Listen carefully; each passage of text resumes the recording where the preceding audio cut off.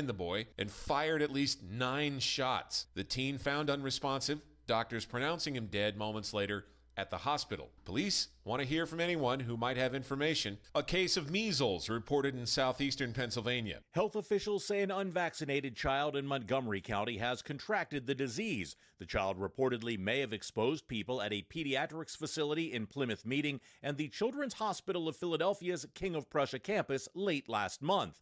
Anyone potentially exposed is being asked to review their immunization records and monitor for symptoms. John Schaefer reporting. A man charged with attempted homicide mistakenly released from Washington County Jail back in December. The error discovered when Samuel Valle missed a court hearing last week. A warrant for his arrest has been issued, and he is considered armed and dangerous. U.S. tariffs on Canada and Mexico going into effect on Tuesday, with Ontario's premier saying that Canada is set to retaliate. I will stop shipments going into the U.S. for nickel. It will shut down manufacturing because 50% of the nickel you use is coming out of Ontario. Doug Ford also threatening to shut down the electricity that goes to the U.S. He spoke with NBC News. The 25% tariffs on Canadian and Mexican goods were delayed by 1 month. Pennsylvania Governor Josh Shapiro visiting Farmersville Elementary School in Bethlehem Township Monday to advocate for expanding stipends for student teachers, aiming to address the statewide educator shortage. His proposal for the next state budget includes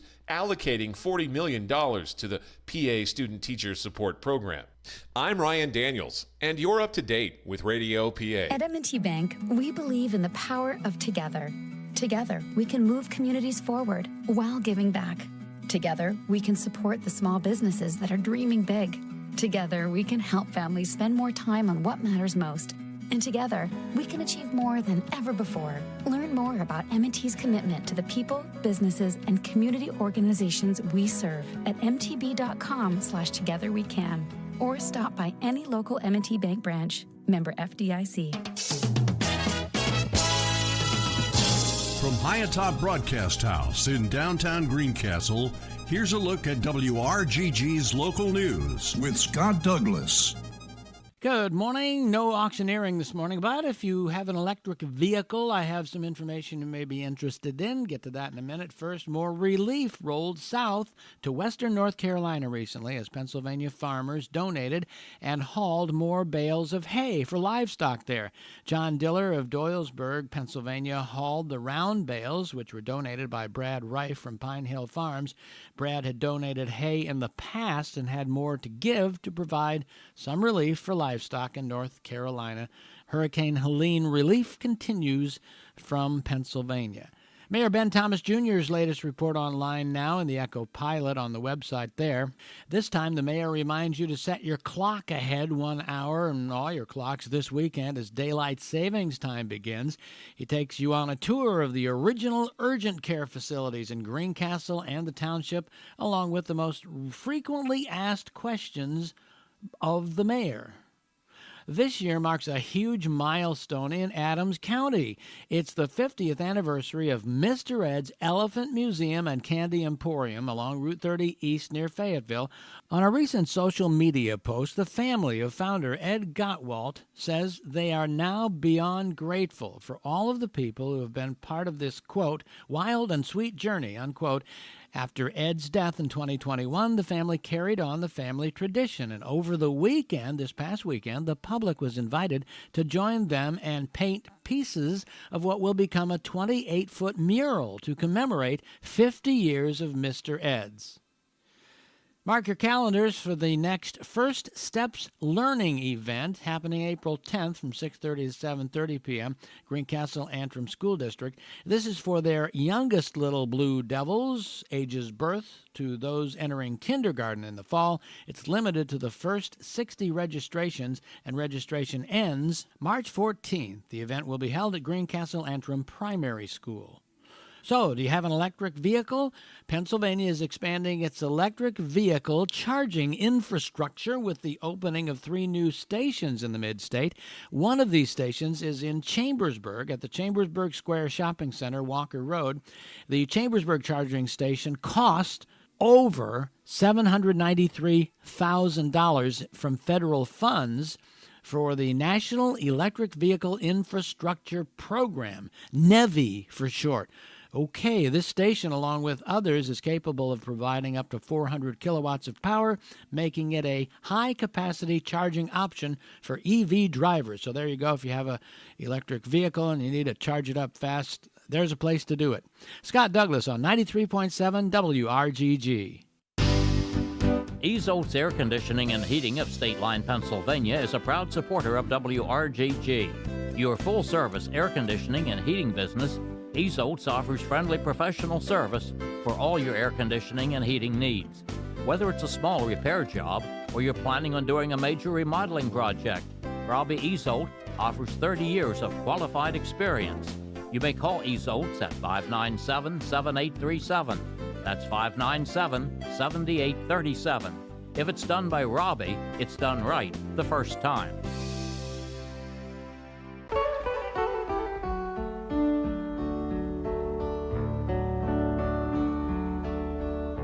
You're invited to 2 hours of the best music from the 50s and 60s with Bill Taylor and Memories every Monday and Wednesday starting at midnight. Hope to see you there.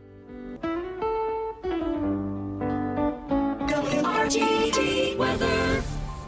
Now the weather forecast for WRGG. Dry weather today, showers tonight through Wednesday.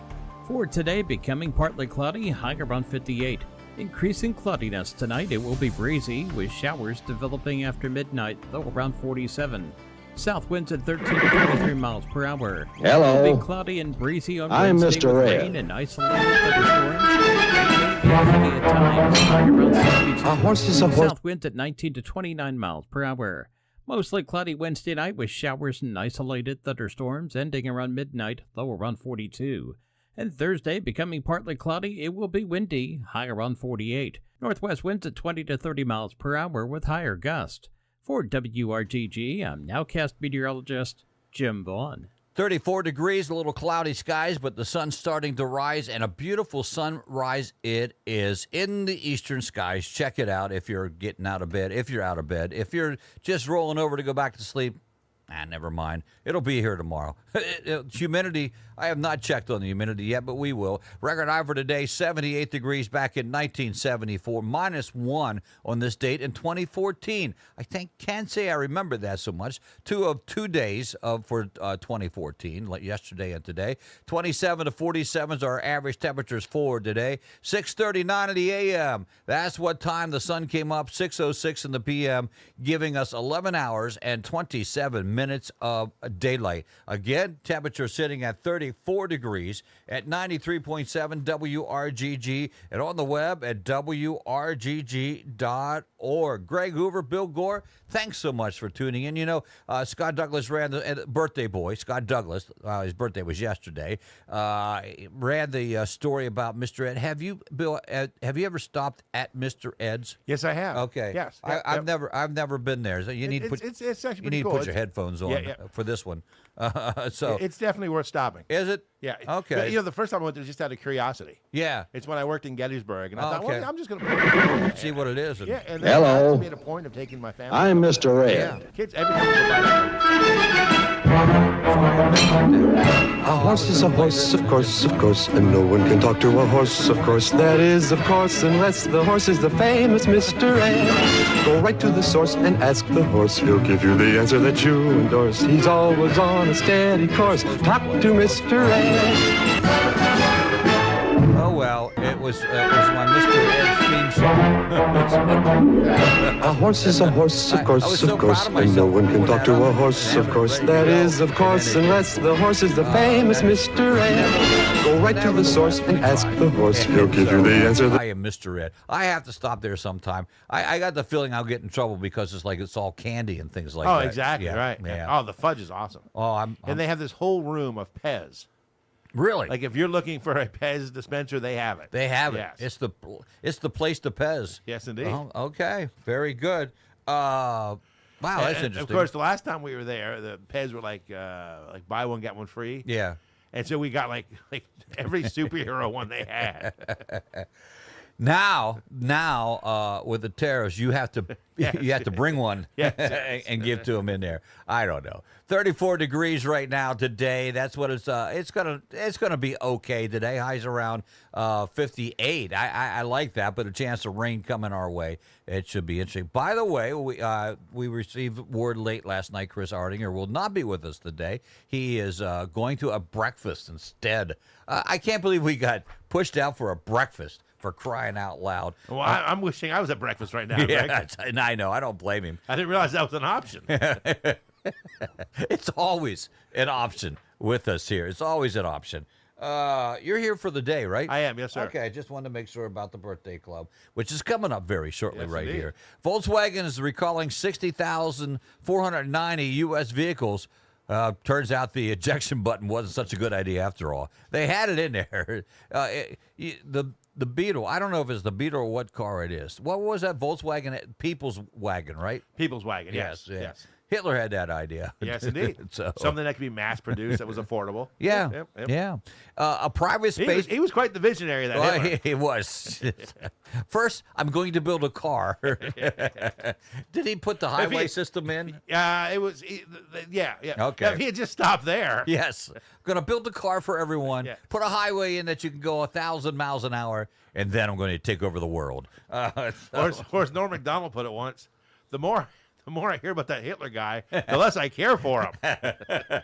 The more I hear. Volkswagen, that's what it is. Private spacecraft landed on the moon early Sunday, making it the second privately built spacecraft to achieve the feat.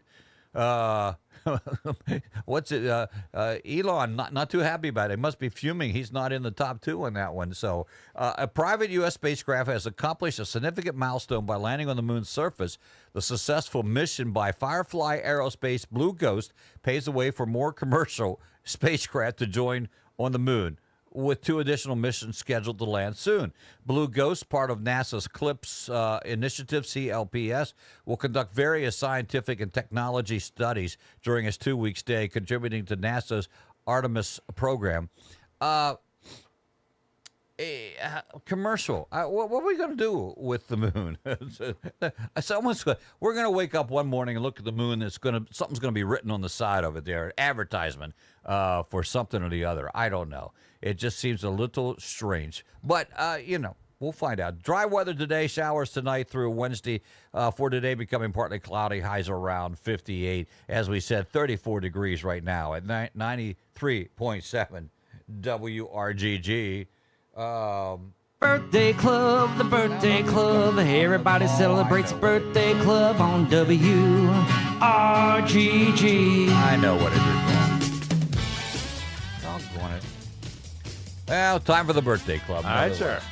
1678 saw the birth of Antonio Vivaldi, violin virtuoso and composer who composed instrumental concertos, sacred choral works, and over 40 operas. His best-known work is a series of violin concertos known as the Four Seasons. 1877 saw the birth of Garrett Morgan, inventor, businessman, and community leader. His most notable inventions were the 3-position traffic signal. That would be the... all using all 3 Did he come colors. up with the colors? I believe he did. Oh, okay. He also invented a smoke hood, which was a predecessor of the gas mask. Morgan also invented a belt fastener and zigzag attachment for sewing machines, and discovered and developed a chemical hair processing and straightening solution. 1888. Okay. Yeah. I don't know how they tie together. I know, it's all an eclectic mix. That's Yeah. what makes them so interesting. 1888 saw the birth of Knute Rockne, football player and coach who led Notre Dame to 3 national titles. His biography at the College Football Hall of Fame identifies him as, without question, American football's most renowned coach. His record as head coach was 105 wins, 12 losses, and 5 ties. 1939 saw the birth of Jack Fisher, who played in Major League Baseball as a pitcher from 1959 through 1969. He is best known for giving up a few historic home runs, including Ted Williams' 521st in his final Major League at-bat, Roger Maris's 60th home run of the 1961 season, which tied him with Babe Ruth. And he also gave up the first home run in the history of Shea Stadium, which was hit by Willie Stargell. He'll be in the Hall of Fame for that. Yes. He's sitting around the retirement home. Hey, you know what I'm famous for? Hey, you guys want to go play wiffle ball? Yeah. Hey, we want you to pitch against us. 1941 saw the birth of Adrian Lyne, film director, writer, and producer. He began his career directing television commercials, went on to direct films such as Fatal Attraction, 9.5 Weeks, Flashdance, Indecent Proposal, Jacob's Ladder, and Unfaithful. 1944 saw the birth of Bobby Womack, singer, songwriter, musician, record producer. His career spanned more than 60 years, starting in the 1950s as the lead singer of the Valentinos, which he formed with his brothers. And he also was Sam Cooke's guitarist. Oh. He is known for songs such as Across 110th Street, If You Think You're Lonely Now, and I Wish He Didn't Trust Me So Much. The Rolling Stones cover of his It's All Over Now was their first #1 song in the UK. Womack was inducted to the Rock and Roll Hall of Fame in 2009. 1948 saw the birth of Shakin' Stevens. Birth name was Mike Barrett, singer and songwriter who was the UK's biggest-selling singles artist of the 1980s. He is known for songs such as This Old House, Cries a Little Bit, Oh Julie, and Merry Christmas, Everyone. Merry Christmas, Everyone has re-entered the UK singles chart each December since 2007. One of those, huh? Yes, indeed. Like Rock Around. Exactly. Yeah. 1954 saw the birth of Catherine O'Hara, actress, comedian, writer, and singer, who got her start with the Second City Comedy Troupe in Toronto, went on to star in SCTV, for what she won an Emmy for her writing. Her films include Beetlejuice, Waiting for Guffman, Best in Show, A Mighty Wind, For Your Consideration, Home Alone, and its sequel, Home Alone 2, Lost in New York. She recently starred in a television show about a creek. I was going to say, I wonder if you're going to go there. Yes. 1958 saw the birth of Patricia Heaton, actress, comedian, and producer, best known for her television work as Deborah Barone, Everybody Loves Raymond, Frankie Head Hey, from the Middle, Raymond. that's the one, and as the host of Patricia Heaton Parties on the Food Network. Among her producing credits are the films Mum's Night Out and Amazing Grace. Michael T. Williamson, born on this day in 1964, actor known for films such as Forrest Gump, Con Air, Ali, Lucky Number 11, Three Kings, and Fences, and the television shows Boomtown, 24, CSI New York, Chicago PD, and Justified. How lucky can you be to be in one of the two greatest movies I know, ever? I know. Forrest Gump and Con Air. Yes. He began acting as a child, appearing in episodes of shows such as Starsky and Hutch and Hill Street Blues. 1965 saw the birth of Paul W.S. Anderson, film director, producer, and screenwriter, whose movies include Mortal Kombat, Resident Evil, Event Horizon, Alien vs. Predator, Soldier, Pandorum, and Monster Hunter. And Jenna Boyd was born on this day in 1993, actress best known for her roles in the films The Missing, Last Ounce of Courage, and The Sisterhood of the Traveling Pants. She recently starred in the Netflix series Atypical. Boyd began her career at age 3, appearing in episodes of Barney and Friends. But Greg, I think you have the real celebrity birthdays for us. I do, Bill, and it's a nice list here today for us. It starts with my good friend, Mr. Ed. I'm Mr. Ed. A horse is a horse, of course, and no one can talk to a horse, of course. All right, that was it. It would have been much funnier when I came out of the Mr. Ed story, but nevertheless, there it was. Finally got it to work. My good friend Pat Root is having a birthday today. Oh man, he's turning. Hard to believe he's turning 80. He really is. Wow. Happy birthday, Pat. Chris Miller's having a birthday today. Jessica Reed is celebrating as well. Jodie Bittner's having a birthday today. And Macy Stotler is having a birthday today as well. So if you see Pat, there are other ways, but that is the big ways to get it done. That's what it is here. So, all right, that being said, Bill, another birthday that we didn't celebrate, but we probably should have. It's Silly Putty's birthday. 75th anniversary of Silly Putty, the bouncy, stretchy pink stuff that comes in a plastic egg. It went on sale as Silly Putty in 1950, though it was invented years earlier. As always, for other reason. It was an accident. Yes, indeed. James Wright, he was a General Electric engineer. He was a general in charge of electric. General Electric engineer, trying to develop a synthetic rubber substitute during World War II, and he came up with this stuff. After being featured in the New Yorker in 1950, it sold 250,000 units in just 3 days. By the end of the first year, 6 million eggs have been sold. It's now in the National Toy Hall of Fame. Yay! Something even Jason Kabler can't do. Silly Putty was inducted into, in 2001. Over 3,000 tons have been produced since its invention, enough to fill 200 million plastic eggs. Now, That's amazing. I'm assuming you had Silly Putty. Oh, of course, yeah. As we a youngster. pressing it against the comic books and getting the picture on Yes, there. yes, Yeah, did it was that the coolest too. thing. Yeah, that really was. Yeah, at one point, what they used it for was back when people had wood burning stoves. Yeah, and leave soot on your walls. Oh, use that to clean it off. Yeah, but then once people started, stopped having wood burning stoves, right? They had to find a new use for it. So hey, sell it to this kids. stuff's no good. What are we gonna do with it? Well, yeah. you rebrand it, you sell it to kids. Yes. Yeah. What an ingenious idea. indeed. Speaking of an ingenious idea, this one I found, and I thought to myself, at first I thought, this is stupid, and then I said, no, this is pure genius. Someone asked on Reddit, why do people stack their pancakes instead of spreading them out on the plate? The responses weren't all that exciting, but one commentator offered up his favorite pancake hack. What you do is you take your butter knife, stab the stack through the center, then twist the knife around to hollow out the center, then pour the syrup down the center hole, and it will soak evenly in every cake. I never thought of that. I've seen people do that. Yeah. That's genius. It reminds me of when you push down on your mashed potatoes to make that little valley. Yeah. And you fill it with gravy. Yeah. That's true. Same philosophy there, yeah. I think it is. The next time I have pancakes, I will definitely. I can hear Rhonda. What are you doing now? So I know I heard this on the radio. See, my mom would make. We often had pancakes Sunday after church. Yes. And then she'd stack them, and then I'd move mine around so they were in one row. Yeah, well, and I get the idea of spreading them out over the plate because you can put butter and everything there. Yes. Because you do, if you just pour it over the top one, sometimes the other ones don't get it. But if you make that little hole in the middle there, they all get syrup. I'm going to try that with the donuts today. Wait. That wouldn't. Maple syrup might not be bad in donuts. I don't know. No. Yeah. But you already have the whole I think built it depends in. on the donut. Yeah, it does. I'm assuming that it does. I'm assuming. It's the morning show. I'm Greg Heasbill. Coming up 7 o'clock, top of the hour. News from NBC Radio News. Check out that weather forecast from Jim Vaughn. And then we'll do the countdown. And then joining us, maybe not. We'll let the boys from Zoom join us right away.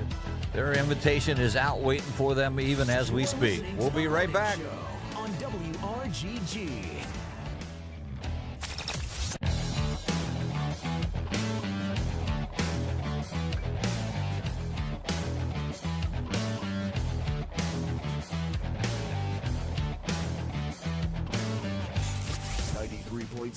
WRGG. With news and weather together. Coming up next. Serving Greencastle, Antrim, and southern Franklin County. This is WRGG LP Greencastle. NBC News Radio, I'm Michael Kastner. President Trump is ordering a pause on U.S. military aid to Ukraine. Simon Marks reports. The White House, which continues to accuse President Zelensky of being disrespectful during the 45-minute-long televised argument with President Trump on Friday, says the pause is temporary. Assistance may resume if the U.S. leader believes Ukraine is serious about peace.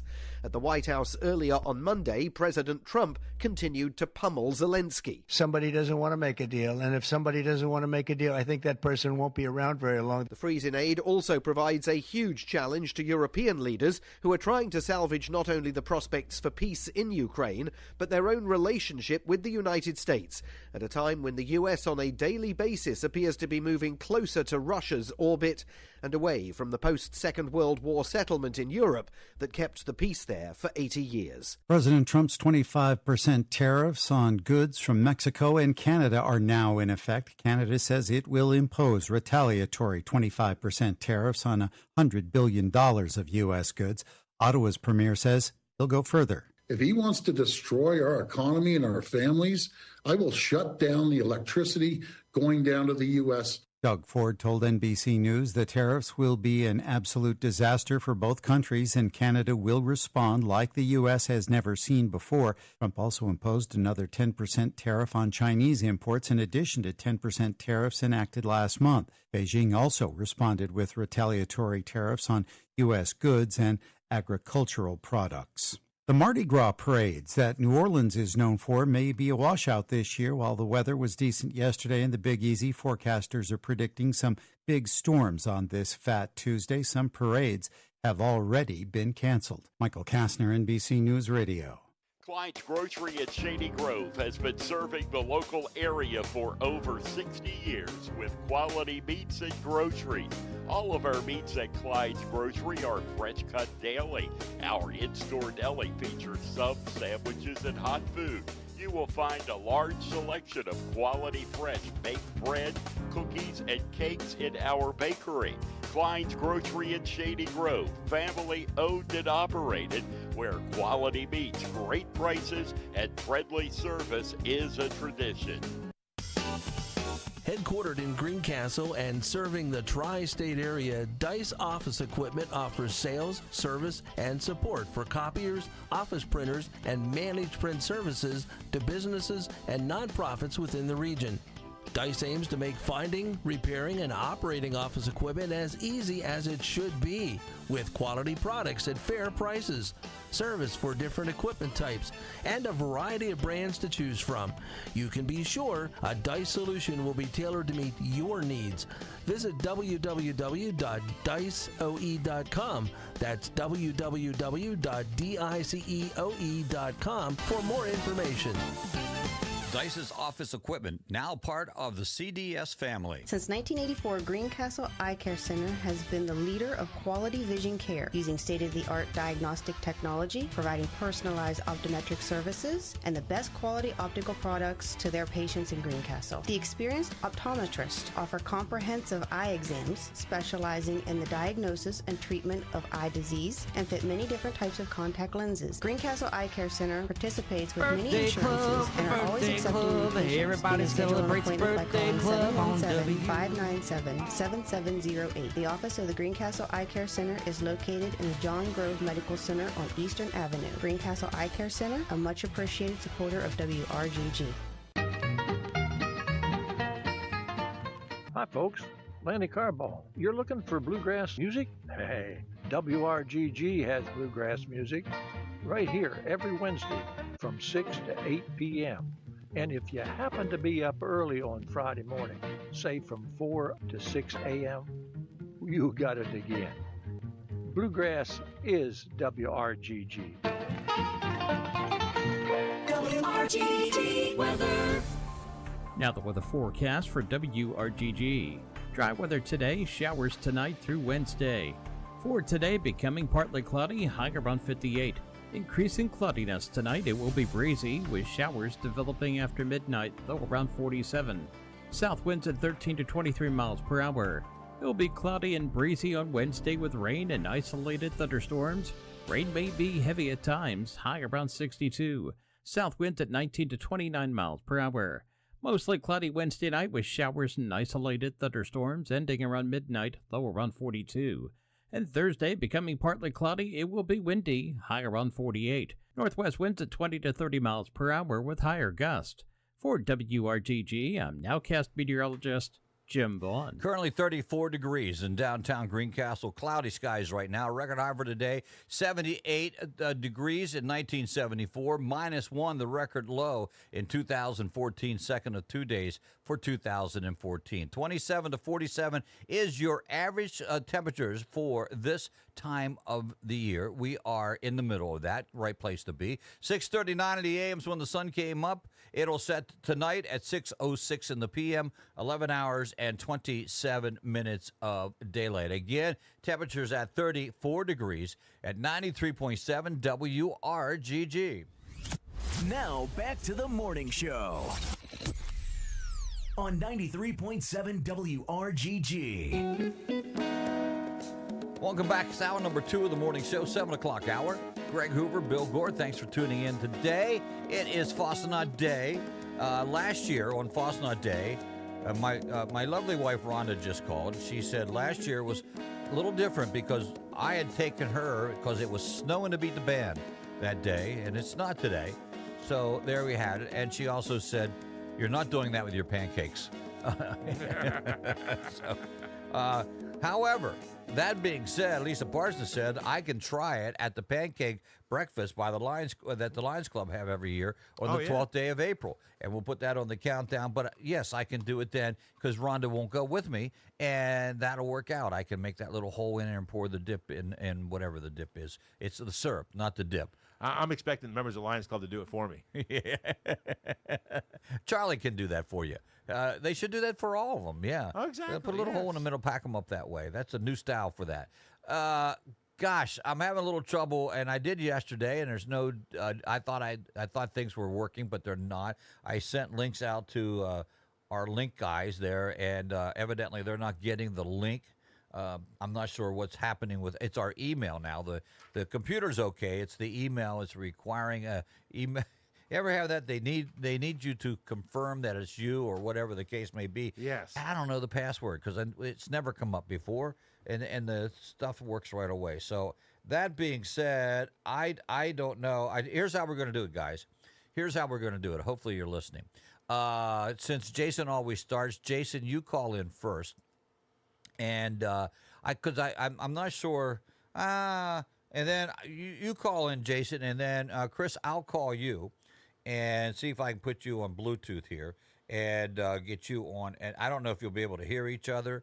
I doubt it, but at least we'll have you both on at the same time, something like that. That's my strategy for right now until we get. I don't think I'm going to get it done here in the next couple of minutes. So that being said, Bill, I'm going to hand you this. And Sure. it is the you know what it is. John House Public House. 5, Yeah. 4, 3, 2, 1. Today is Tuesday, March 4th. 302 days remain. If you have a March inspection on your vehicle, you have 28 days to get daily savings time is March 9th. That's 5 days out. St. Patrick's Day coming up on the 17th. Spring begins on the 20th. That's 16 days out. Daddy Daughter Dance, April 11th. That's 38 days out. Good Friday, 1 week after that, April 18th, is 45 days out, followed by Easter Sunday on the 20th, 47 days out. Cinco de Mayo, May 5th, come up in 62 days. The G Olympics, May 8th, 65 days out. Mother's Day, May 11th, that's 68 days out. Memorial Day, May 26th, is 83 days out. School ends June 3rd, so that's 91 days out. The the Drive-By Fun Drive come up on June 13th, that's 101 days out. The very next day is Flag Day, June 14th. That's 102 days out, followed by Father's Day on the 15th, which would be 103 days out. Canada Day, coming up July 1st, 119 days out. Independence Day on the 4th of July is 122 days out. Old Home Week 2025 kicks off on August 2nd, 151 days out. WRGG Old Home Week Show, 153 days out. It's been 311 days since the square was hit. It's been 311 days since Ike Turner moved out of town. That is terrible. Yeah. Funny, but Yes. terrible. See, the WRGG's been on the air for 3,265 days. The morning show's had 1,975 episodes. It's been 115 in a row. Greg showed up today. Yes, that's right. Thank you. And Mike Bach is now at that point where, of his promised 45 days, he's down to 37. But he only has 74 days left to fulfill his self-imposed obligation, which means he'd have to come in here every other day. Every other day. Which I don't think is going to happen. I can see him coming in a couple times. I can even see him calling in. I can see him being at the Drive-By Fun Drive. Yes. To mark the anniversary. Yes, of his dreaded day where he said that. Yes, indeed. Yeah. Yeah, so, okay. Let's see here. Jason hasn't called yet. I don't know if you heard me telling him to call. And I do have things set up here that I will give Chris a call, and we'll work out it that way. Oh, just technical difficulties all over the place. And however, that's how we like it. Okay, maybe not. So this is where, what do we do here? This is where we do that, what do you call it? Desert Island. Desert Island, yes. There we go. I'm calling Chris. Oh, you're calling him. Okay. I'm calling Chris. And there's Chris. Now, Jason, if you're listening, Chris, can you hear me? That's not good, is it? Hello. There you are. How are you? Yeah. Okay. There's. Yeah. Jason, are you there? Oh, okay. So can.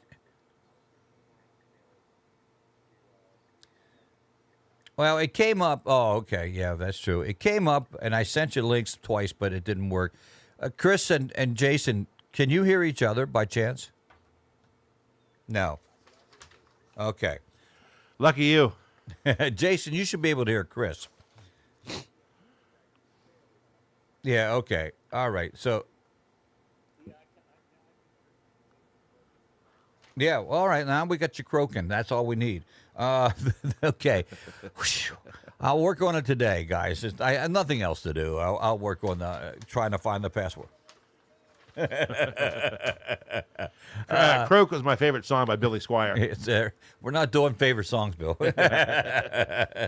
All right, so it's we're stuck on a desert island. We know that before we leave. The premise is all. I just never understood the premise, but Jason came up with it. So what the heck?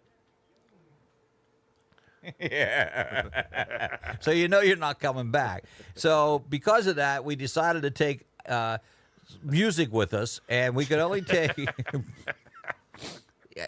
this would be a reality show that wouldn't work. By the way, Jason, let me stop. How you feeling today? Okay. How's how's the wife blood count?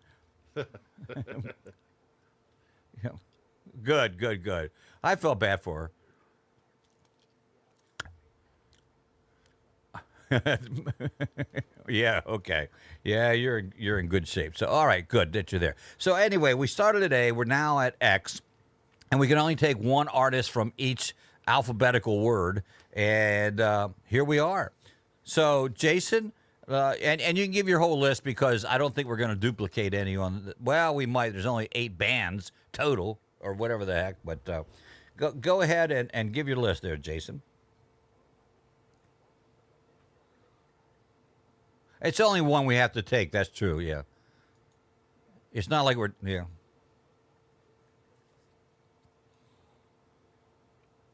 Oh, I know what Chris's is.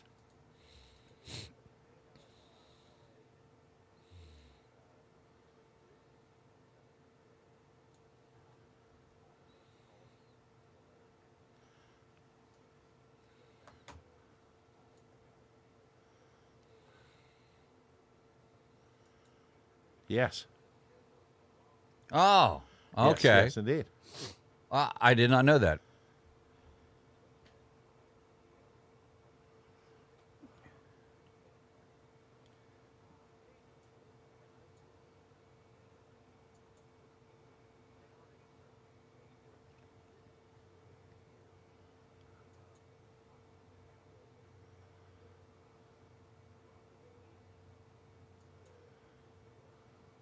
Right.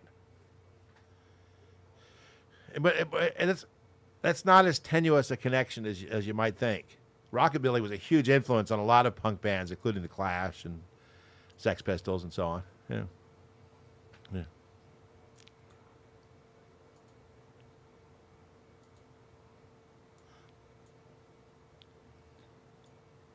No. All right.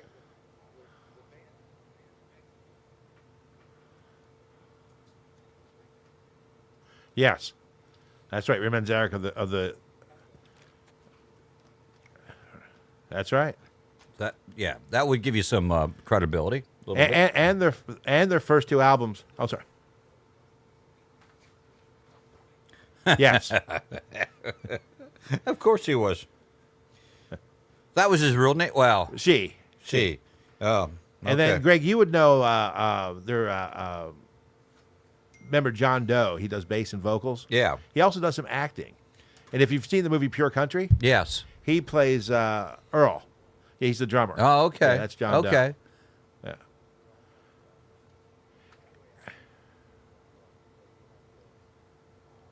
He says you're ugly. And he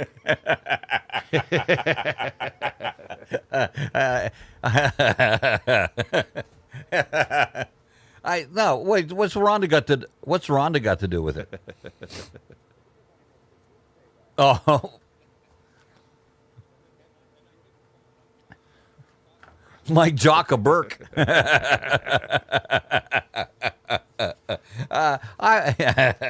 Okay, I'm getting in trouble here today. Now, before we go any farther, Jason, when you eat pancakes? How do you eat pancakes?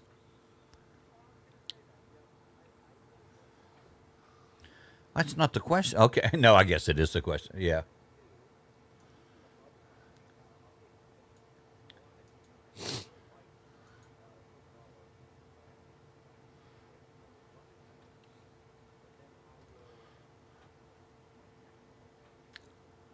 Okay. All right, very good. Well, before you give your band, you need to tell us how you eat pancakes. So, all right, Jason, Chris, Chris is next, and we'll go from there.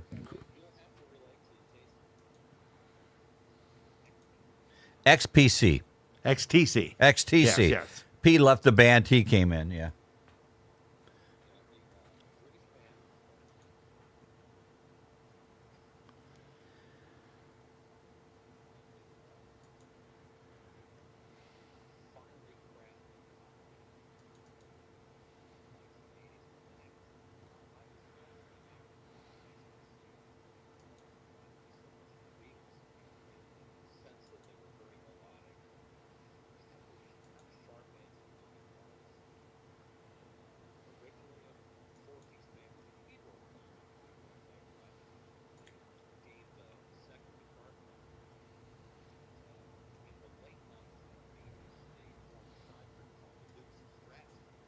That's right, yes.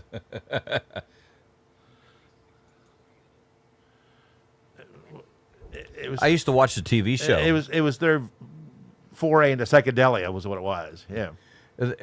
Chris, they formed a second group after not Chris, Jason, they formed a second group after someone left. It was called the Dukes of what? Stratosphere. Dukes of Stratosphere. Okay. I never heard of it.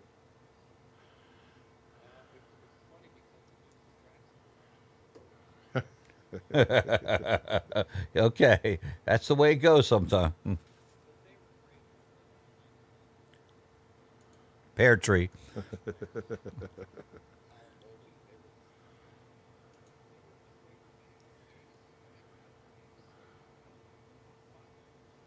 Really? Oh yeah, wow. Chris has mentioned them several times and played a lot of their music on the Wax Museum as well. Okay, I believe you. Not doubting you. I just I don't know. So, all right, there you go. Chris, how you eat pancakes? Now, how do you prepare them? I mean, they're sitting on your plate right now. There's 4 pancakes on your plate. How are you going to go about constructing everything?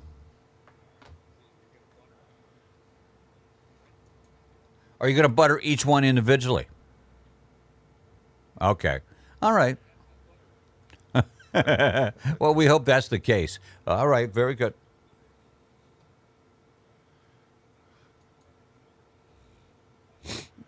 Really? I can't say I've ever done that. Oh, 10X? Oh, that's really good. Yes. Didn't they have that song, We're Not in Love? Okay. Jason, we were just discussing that how Chris eats his pancakes, and he just butters them and then soaks them up with syrup. So he doesn't put the syrup on the side. He puts them on the pancake. Okay. Yes, it is more traditional way that way. So, all right, Bill, let's give your X, and then we'll come back to the... All right, sir. Yeah, I went with the X as well. Been around since 1977. Still out there kicking it. John Doe, of course. Not his real name. Oh, darn. Don Duchak. That's what his parents named him. Yes, they did. Yes, indeed. Yep. Yeah, they will be having their final tour. And that means to come out back again. Yeah, as I mentioned, John Doe actually played Earl Black stock on Pure Country. He's done some other acting. In fact, he's also done a lot of soundtrack work, a lot of collaboration with other artists. In fact, in the movie Bodyguard, when they're dancing in the diner, the version of "I Will Always Love You" that's playing on the jukebox, that's actually his. Oh, is it? Yep. And then, of course, as was mentioned, the lead singer's name is Exene Cervenka. The last name is her birth name, but her actual first name was Christine Lee Cervenka. The guitar, Stuart Tyson Kendall, changed his name to Billy Zoom, which is a really cool name. Then DJ Bonebreak on drums. Actually, that was his name, Donald J. Bonebreak. As Chris mentioned, their first 2 albums were produced by Ray Manzarek of The Doors. That would be Los Angeles and Wild Gift, both of which made Rolling Stone's list of the 500 greatest albums of all time. They had 9 studio albums, 1 EP, 4 live albums, 2 compilations, 18 singles, including Ruby Church, New Life, Blue Spark, Shoot Up the Lights, New World. And, of course, as Jason mentioned, their version of the Troggs Wild Thing was the one that was used in the movie Major League. All So that would right. be my ex. All right, and now your pancakes. My pancakes? Yes. I actually, either way, I'll do the stack. But then what I try to do is I try to layer the stack so that the butter kind of goes down and touches each, and the butter and syrup touch each of the pancakes, or I just spread them out. And then each one gets an equal amount of butter and syrup. Okay, there you got it. Also, if I do like eggs and pancakes, I do my eggs like over easy. I do stack the pancakes and I put the eggs on top. So when you cut into the pancakes, they cut into the egg. It kind of moves out like Wow. Wow. Yeah. So yes, indeed, Yeah. the yolk comes out over the pancakes. Yeah. Wow, that's involved. Yes, indeed. That's involved. So, that's some. That's true.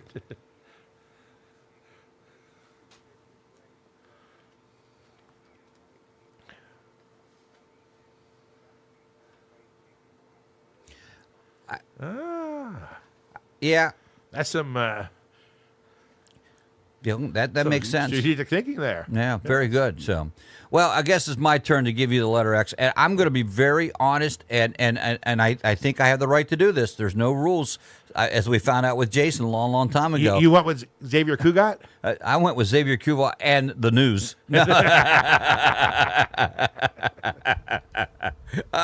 No, actually, I'm not taking an X. I don't have a favorite X band. There's no X's I know of okay, per that makes se. sense, yeah. I mean, now that you say those things, I might have known who they are, but I have no X.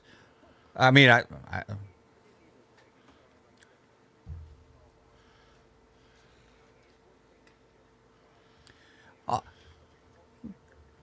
wait a minute. I get in trouble for bringing Wild Cherry because of one song, and now here you go, bringing a band for one song.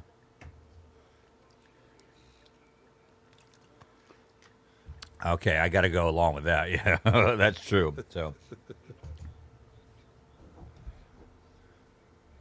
yeah.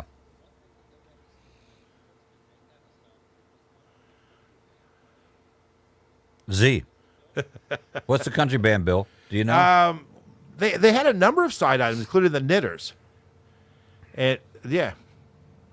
The Knitters? Yeah. Okay. And they took the name the Knitters in homage to the Weavers. Oh. They've been a folk band back in the, yes, the 60s. Yeah. Okay. Wow. Yeah. he got it. Well, so I have no X with that. No band with the letter X. We go to, here's my pancake thing. I will take the stack of pancakes. I will butter each one individually. I will pour syrup on each one individually, so there's syrup all through it. But despite even what my wife says, I am going to put the little hole in the next time and see how that works out. And then she'll see how wonderful it is and can't argue that I do it. So that's what we'll do at the Lions Club coming up on that one. Now, I also... Hey, hold on a second. We usually discuss the other bands we would have included. No, wait. Let me finish my thing here, and then I make sure my syrup gets over into my potatoes too a little bit. Oh, there, yes, there you go. Yes. Yeah. So, all right, now I'm done. Yeah, we did. Yeah, your honorable mention X bands. Yeah, my honorable mention would have been XTC. Yeah. But I knew Chris was going to go with them. In fact, I knew when we first did this, announced that we were doing this Desert Island, I knew my X would be X, and I knew that his would be XTC. And so XTC would have been my second. And there's also a British punk band from the started back in '77 around called X-Ray Specs, which I would have also ran as well. Yeah.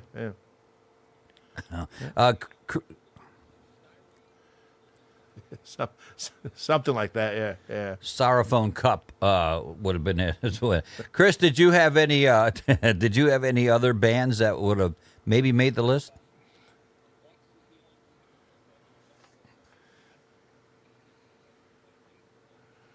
Yes.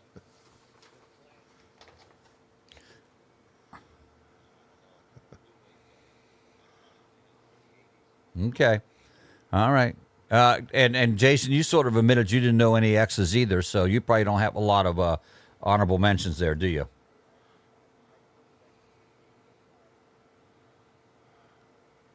Okay. There you go. All right. So next week it gets a little easier. Goes to Y, and as we. Only a little bit easier, but I do have a favorite band already on my list, so it'll probably be the same one that Chris has. I don't know. It could be. It could be a little different. So there are a couple that I could. I could take two for sure. Yeah. So we'll see how that works out. I've got three that come to mind. Yeah, actually four, and now five. Yeah, five. So all right. Oh, Chris, it was Polystyrene was the lead singer of X-Ray Specs. Okay. Now wait. Now what? Rhonda, listen. No. Chris, can you wait 1 second? Rhonda, I'll be out in 2 minutes. Okay, just stand tight there. So, Chris, can you hear Jason? Jason said yes. I'm sorry. Yeah, he can. Who's there? Oh, who's? I thought you wanted Chris to answer. It's a. All right, who's there? What's he gonna say? It's a knock-knock joke. That's only one response, other than go away. Who's there? Who's there? Who? Bless you. Who?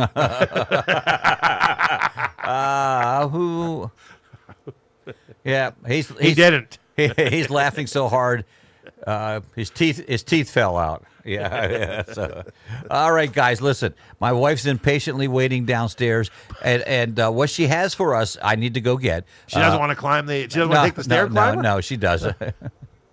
Yeah. Oh, yeah.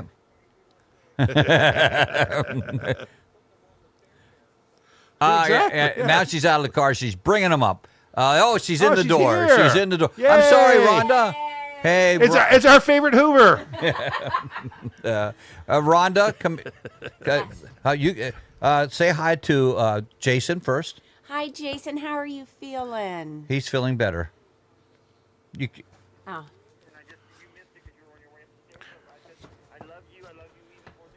Oh, thank you. Well, it doesn't take much to love me. I'm so easy to love. Now, is Jason saying he loves Rhonda more than Greg loves Rhonda, or he loves Rhonda more than he loves Greg?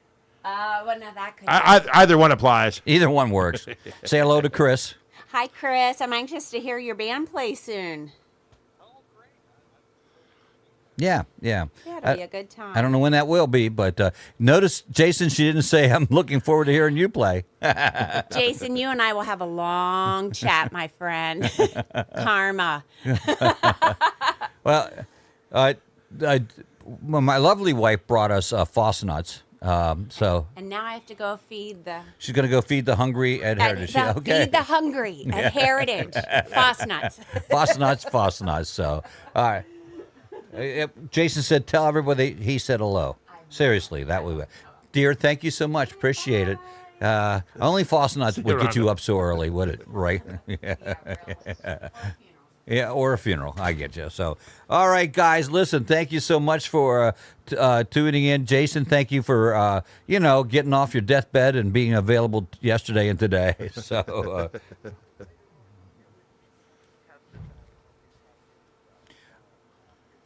okay, yeah, I just I might have to do the, I have to do the new password, evidently, since I can't remember the other one. But they send it to another computer, so I can't get the, stuff here. So I'll do it when I get off the air, and I will test you. All right, thanks, Jason. Chris, thanks for being here, man. Appreciate it. All right, thank you, guys. Appreciate it. That is both Jason Kabler and Chris Palladino joining us today. The letter X was the day. Not as exciting as some of the other letters, but nevertheless, not exciting. Coming up, we'll do the birthday club again. And stupid is as stupid does right after the news. First look at John Freeman's sports. Yeah, that's what it is. Scott Douglas has the update on the local news. Jim Vaughn, your local weather. NBC starts it off, and then PA Radio News. Don't go away. We'll be right back. The Morning Show on WRGG. 93.7 WRGG. With news and weather together. Coming up next. WRGG LP. Greencastle. NBC News Radio, I'm Michael Kastner. President Trump is hitting pause on all military aid to Ukraine. In a statement, a White House official said that Trump has been clear that he's focused on peace and that our partners need to be as well. That word from Washington came just hours before President Trump's 25% tariffs on goods from Mexico and Canada went into effect. Trump has now also imposed another 10% tariff on Chinese imports in addition to 10% tariffs enacted last month. China and Canada are imposing retaliatory tariffs. A severe weather outbreak with possible tornadoes could be hitting parts of the country this week. NBC meteorologist Angie Lassman. The severe threat, one thing to note today, 27 million people will see the threat for the potential for some strong tornadoes as well as wind gusts over 75 miles per hour. And this is all part of this system that we're going to see really impact folks from the Great Lakes down to the Gulf Coast. Michael Kastner, NBC News Radio.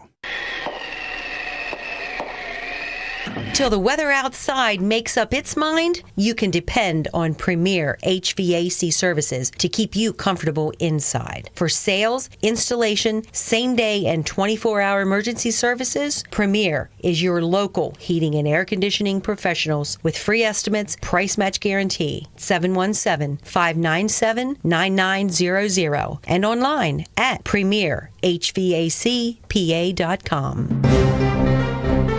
This is a Radio PA news update. A man charged with attempted homicide mistakenly released from Washington County Jail back in December. The error discovered when Samuel Valle missed a court hearing last week. A warrant for his arrest has been issued, and he is considered armed and dangerous. Critical cuts remain pending for the VA Pittsburgh healthcare system. John Schaefer with the latest. Several probationary staff members have been dismissed this month from the Pittsburgh area location as part of the roughly 2,400 employees laid off throughout the agency.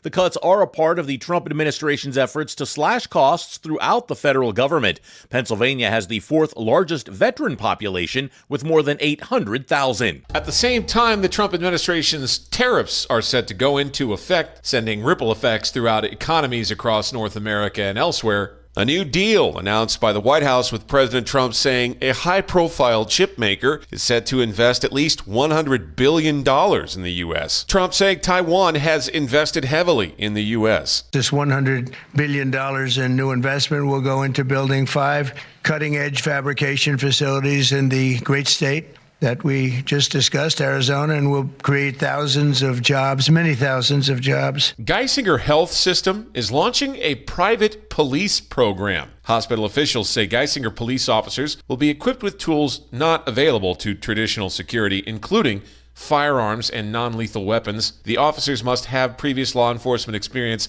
and pass an extensive background check and training. Pennsylvania politics. In Pittsburgh, Mayor Ed Gainey claims Trump supporters are pouring money into the O'Connor campaign in an effort to derail his progressive policies, speaking about Allegheny County Controller Corey O'Connor, who has been outpacing Mayor Gainey in fundraising. I'm Ryan Daniels, and you're up to date with Radio PA. As the seasons change, you can always count on Lumberdirect for everything you and your family need. From outdoor gear to home essentials, Lumberdirect has you covered.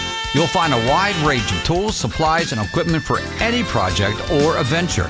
Lumberdirect also features an outstanding armory and a nice selection of sporting goods. Whatever your project or weekend endeavor might be, Lumberdirect should be your first stop. Conveniently located at 10 East Walter Avenue in Greencastle, we thank Lumberdirect for helping to support WRGG and many other community events.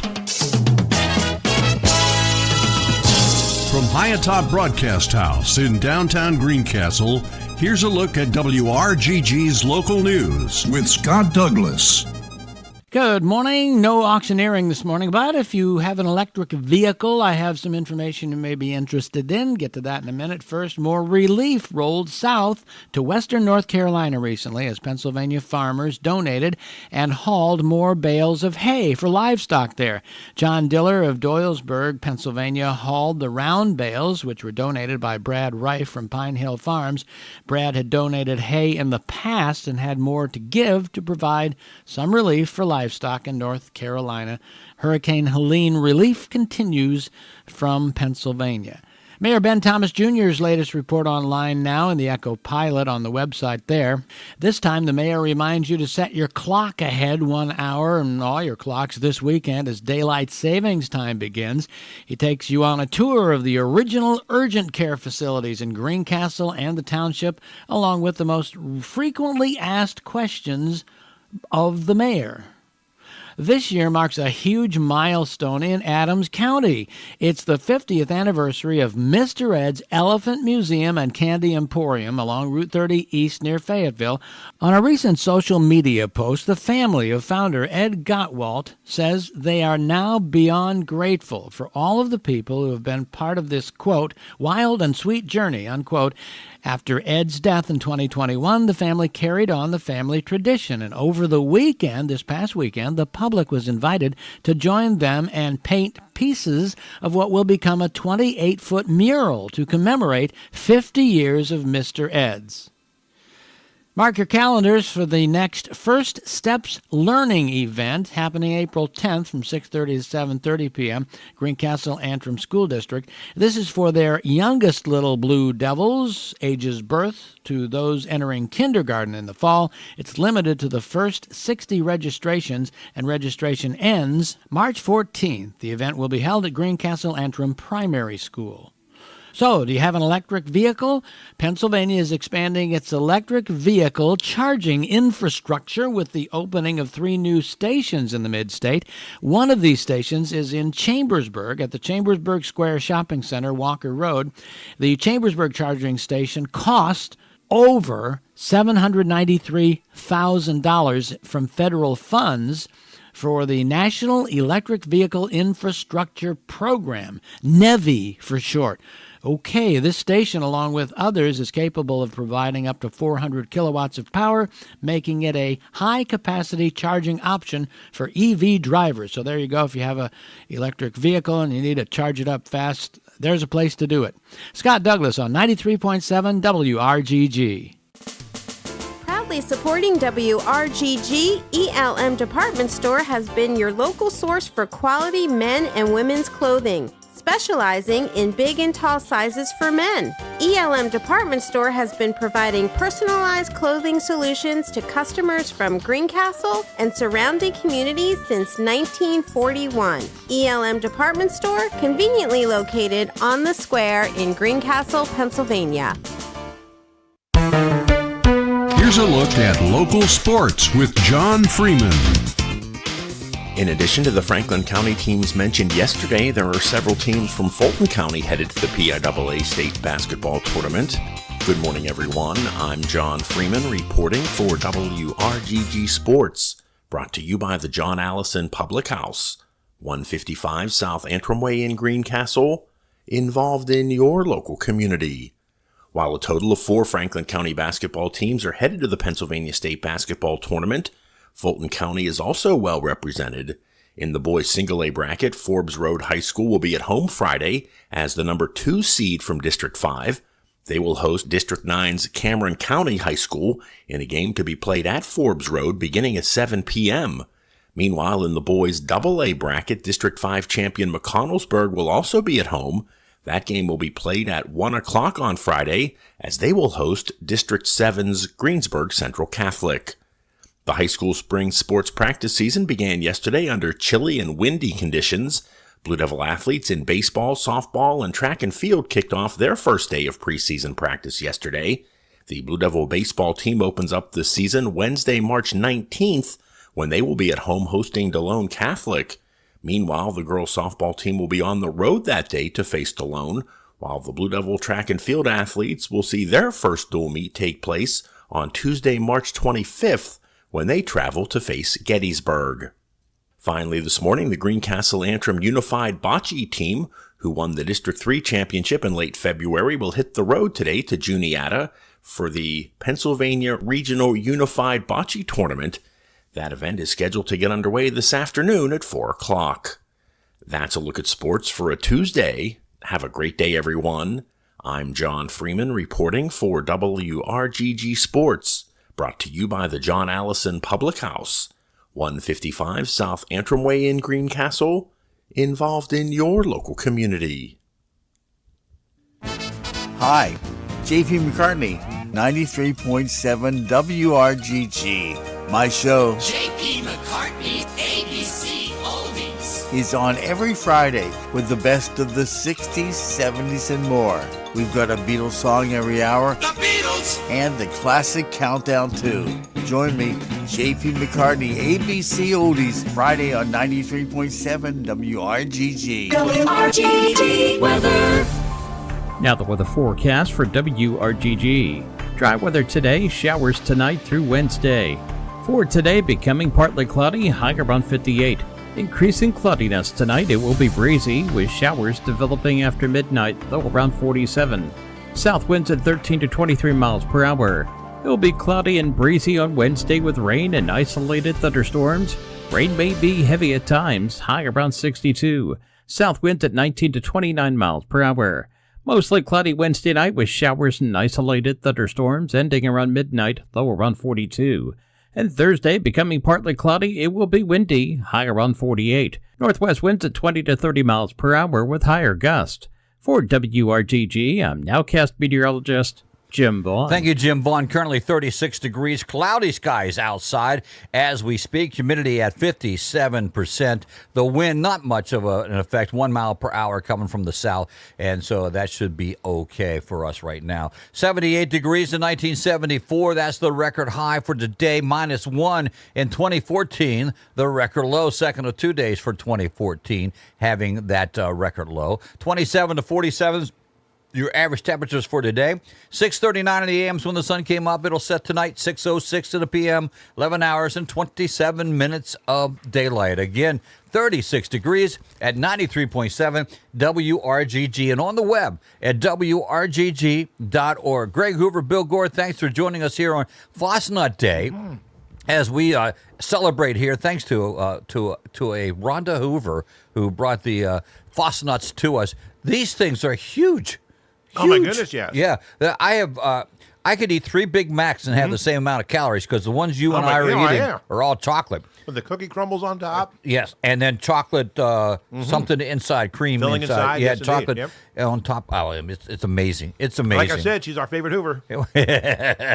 Well, one of my favorites, too. Oh, yeah. Yes. Oh. Well, most days, yes. Most days as it goes. But we thank her for bringing those in. Let's see. After the news at 8 o'clock, Chris Arninger couldn't make it today because he's going to a breakfast. It must be an important one. Oh, a Tuscarora Chamber. Yeah, that's okay. He used to be the director. He used to be the director, yeah. Yeah, sure. I'm surprised they still invite him back. But they do. They do. So what we're having in place, we'll do the countdown coming after. The Greencastle Chamber doesn't even send me newsletters. You don't send me newsletters anymore? What'll happen is we'll do the countdown and then we'll do the worst stories of the day. Wonderful. I got 3 big ones. They're terrible. Terrible. That's what keeps people tuning in. I know. So that their life can feel better. Martha, they got a worst story coming up. 3 of them. It involves a shark and a puppy. And it'll be the best part of the show, as you're right. Yeah, well, hey, at least there's some poor sucker out there worse off than I am. I think that's how the story goes. Exactly, yes. So with that being said, and caught up on everything else that we need to be caught up on, here we go. Stupid is, stupid does, sir. Mama says stupid is as stupid does. Stupid is, stupid doesn't. Stupid is, stupid does, sir. Stupid is, stupid does, sir. People are crazy. They are. Here we go. Number 1 today. We have 1, 2, 3, 4, 5, 6 today. Keep score of. Number 1, a man in the United Kingdom was caught fleeing from a restaurant covered in nacho cheese. It's not your cheese. It's nacho cheese. The man had just argued with a waitress who asked the man to leave. When the man refused, the manager came to the table and told him police had been called. For some reason, the man grabbed a large bowl of nacho cheese dip and poured it all over the manager and then himself. Cops caught the sticky guy a few blocks away. He was easy to identify. Over there he is, the guy with the nacho on his head.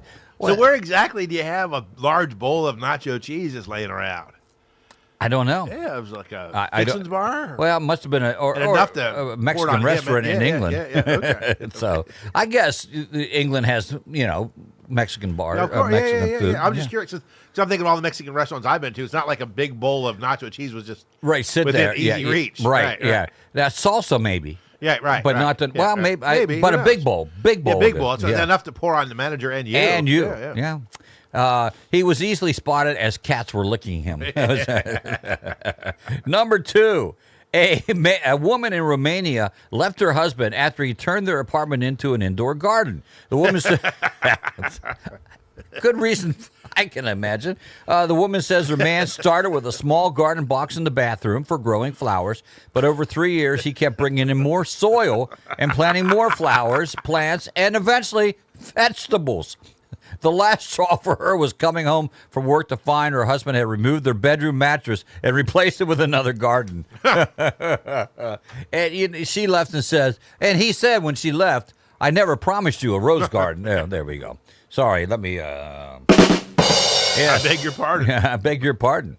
Number 3, a Chinese woman sued her husband for bigamy after he married another woman on the internet. The woman noticed her husband spending an increased amount of time online. After becoming suspicious, she discovered that he had, quote, married, unquote, another woman on the internet and even had a virtual child. What? Wow, a virtual child. The woman sued her husband for bigamy and was granted a divorce. So it wasn't a real marriage, but it was, I guess. Wow, it wasn't a real child, a virtual child. Man, that's weird. Yeah, that's weird. That's very weird. That's weird. If it was just the weirdest story, that would be the winner. Yeah. Remember Groucho Marx's line when he was told that's bigamy. He goes, "It's bigamy too." So then he said, "Being married to one person was fine for your grandmother, but I don't want to marry your grandmother." Good old Groucho. You say the secret word, and you'll win $100. A United Kingdom woman returning home for around lunchtime saw a suspect through the front door of her house. As she ran next door, she called police. The woman and her neighbor watched the house while they waited for police and saw the suspect leave, loaded down with 2 bags. They approached him and asked for the bags back. He gave them the bags, which held a laptop, a camera, battery chargers, and several bottles of aftershave. He opened up one of the bags and retrieved his crowbar before running off.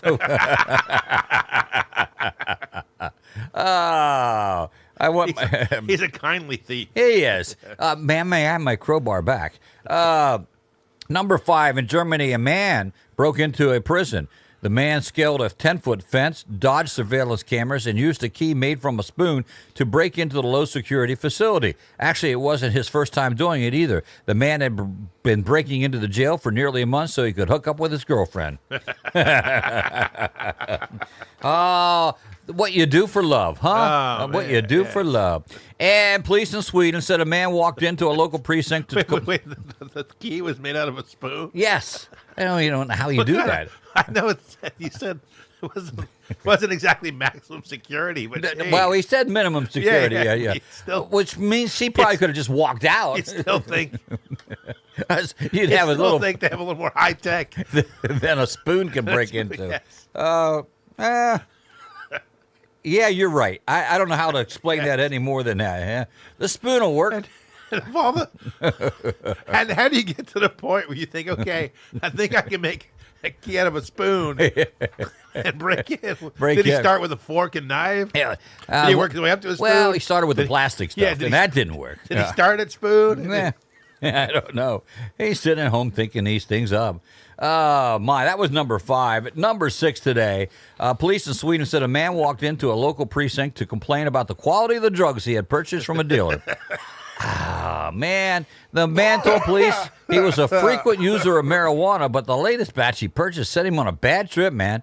I used to add the man because that's what they usually say. That's a bad trip, man. You were channeling Cheech and Chong. Yes, I was. Yeah. A bad trip. That man. In fact, when he showed up at the police station, he asked for Sven, and they said Sven's not here. Sven. Sven there? He's not here, man. No, I'm Sven. Made him feel like his TV was talking to him and his girlfriend was turning into a dolphin. Oh, good grief. Oh, man. They're pretty good ones today. Yes, Number indeed. 1, nacho cheese covered man. Number 2, man turns apartment into a garden. I like the last straw was coming home and he took the mattress out and put a bed in there. Yes. Number 3, woman sued husband over internet marriage and the virtual baby they had. Number 4, number 4, thief caught in the act of stealing aftershave. Was one of the things he did, and he took his crowbar back. Number 5, man breaks into jail, hook up with his girlfriend using his key made out of a spoon. And number 6 today, man goes to cops to report the bad drugs, man. Man. All right, so what we'll do, we'll hit to the birthday club, and then when we come back, we'll figure out which ones are our favorites. Like to participate, you have to give us a call today because our email is not working properly. Or you can text. Text, yes. Texas. Texas is the place I long to be. And with that, let's go. Let me see here. Let's go straight to the birthday club. Birthday club, the birthday club. Everybody celebrates the birthday club on WRGG.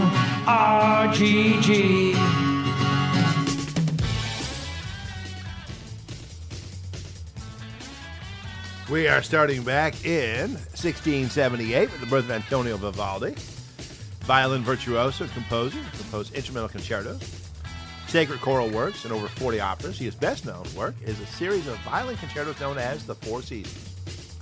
1877 saw the birth of Garrett Morgan, inventor, businessman, community leader.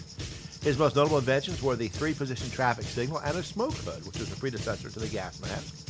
Morgan also invented a belt fastener and zigzag attachment for sewing machines and discovered and developed a chemical hair processing and straightening solution. 1888 saw the birth of Knute Rockne, football player and coach who led Notre Dame to 3 national titles. His biography at the College Football Hall of Fame identifies him as, quote, without question, American football's most renowned coach. His record as head coach was 105, 12, and 5. Jack Fisher, born on this day in 1939, played Major League Baseball as a pitcher from 1959 through 1969. He is best known for giving up a few historic home runs, including Ted Williams' 521st in his final Major League at-bat, Roger Maris's 60th home run of the 1961 season, which tied him with Babe Ruth, and the first home run in the history of Shea Stadium, which was hit by Willie Stargell. Adrian Lyne, born on this day in 1941, film director, writer, and producer. He began his career directing television commercials, went on to direct films such as Fatal Attraction, 9.5 Weeks, Flashdance, Indecent Proposal, Jacob's Ladder, and Unfaithful. Bobby Womack, born on this day in 1944, singer, songwriter, musician, and record producer. His career spanned more than 60 years, starting in the 1950s as the lead singer of the Valentinos, which he formed with his brothers, and as Sam Cooke's guitarist. He is known for songs such as Across 110th Street, If You Think You're Lonely Now, and I Wish He Didn't Trust Me So Much. The Rolling Stones cover of his It's All Over Now was their first #1 song in the UK. Womack was inducted to the Rock and Roll Hall of Fame in 2009. 1948 saw the birth of Shakin' Stevens, born Mike Barrett, singer and songwriter who's the UK's biggest-selling singles artist of the 1980s. He is known for songs such as This Old House, Cry Just a Little Bit, Oh Julie, and Merry Christmas, Everyone. Merry Christmas, Everyone has re-entered the UK singles charts each December since 2007. Catherine O'Hara, born on this day in 1954, actress, comedian, writer, and singer, who got her start with the Second City Comedy Troupe in Toronto, went on to star on SCTV, for which she won an Emmy for her writing. Her films include Beetlejuice, Waiting for Guffman, Best in Show, A Mighty Wind, For Your Consideration, Home Alone, and its sequel, Home Alone 2, Lost in New York. She originally starred in a television show about a creek. Patricia Heaton, born on this day in 1958, actress, comedian, and producer, best known for her television work as Deborah Barone in Everybody Loves Raymond, Frankie Heck on The Middle, and as the host of Patricia Heaton Parties on the Food Network. Among her producing credits are the films Mom's Night Out and Amazing Grace. Michael T. Williamson, born this day in 1964. Actor known for films such as Forrest Gump, Con Air, Ali, Lucky Number 11, Three Kings, and Fences, and the television shows Boomtown 24, CSI New York, Chicago PD, and Justified. He began acting as a child, appearing in episodes of shows such as Starsky & Hutch and Hill Street Blues. 1965 saw the birth of Paul W.S. Anderson, film director, producer, and screenwriter whose movies include Mortal Kombat, Resident Evil, Event Horizon, Alien vs. Predator, Soldier, Pandorum, and Monster Hunter. And Jenna Boyd, born this day in 1993, actress best known for her roles in the films The Missing, Last Ounce of Courage, and The Sisterhood of the Traveling Pants. She recently starred in the Netflix series Atypical. Boyd began her career at age 3, appearing in episodes of Barney and Friends. But, Greg, I think you have the real celebrity birthday. I always wanted to be in Barney and Friends. Well, who did it? I mean, seriously, yes. Here's the birthdays for today. Macy Stotler's having a birthday today. Jody Bittner celebrating today. Happy birthday, Jody. Jessica Reed celebrating today. See her at school. Say hi to her. Chris Miller having a birthday today. And Pat Ruda turning 80 today. Wow. He was my 7th and 8th grade phys ed and health teacher. Oh, very cool. Then he was my cooperating teacher when I was student teaching. So we have a long history together. He will tell you that I owe him about $1 million in Coca-Colas because we used to shoot foul shots, and he was pretty good at that. I don't know how he cheated, but I know he did. But happy birthday to him. It's the Birthday Club right here, 93.7 WRGG. We do this thing all the time before the 7, 8, 9 o'clock news, and happy to do it too. It's one of those things where you send your information to us and we will get it on the air. Simply go to our webpage at WRGG.org. That's where it all begins. And you fill out the information, and there you go. You got it. It works simply that way. It's Tuesday. It's the 4th of March, the marching day. And tonight, it's On Track with Mike, the area's only show that keeps you up to date with what's happening in the world of auto racing. Mike always has some interesting guests on. It all gets underway at 6 p.m. or a little after 6 tonight. Goes to about 7:30 because there's no ball games. He likes it when there's no ball games, and so he can go the whole time. That's tonight right here at 93.7 WRGG. Tomorrow on the morning show, Chris and Jason will be back to discuss their top 5 favorite books. And if you don't think anyone on the morning show but Bill reads books, you're wrong. The other 3 do. That's right. Evidently. So, and then Kelly Kozlowski joins us at 8 a.m. Kelly is the executive director of the Capitol Theater in Chambersburg, and we'll find out what shows are coming there. I know they have one we've been talking about here on the radio, Woman of the 80s. And so that's coming up. That's all coming up tomorrow right here, 93.7. WRGG. Straight up 8 o'clock. Good morning, everyone. 36 degrees here at WRGG in downtown Greencastle. NBC Radio News and the Jim Vaughn weather forecast. It's coming up next.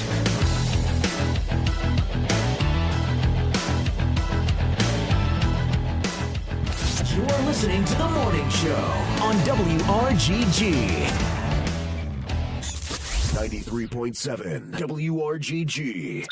With news and weather together. Coming up next.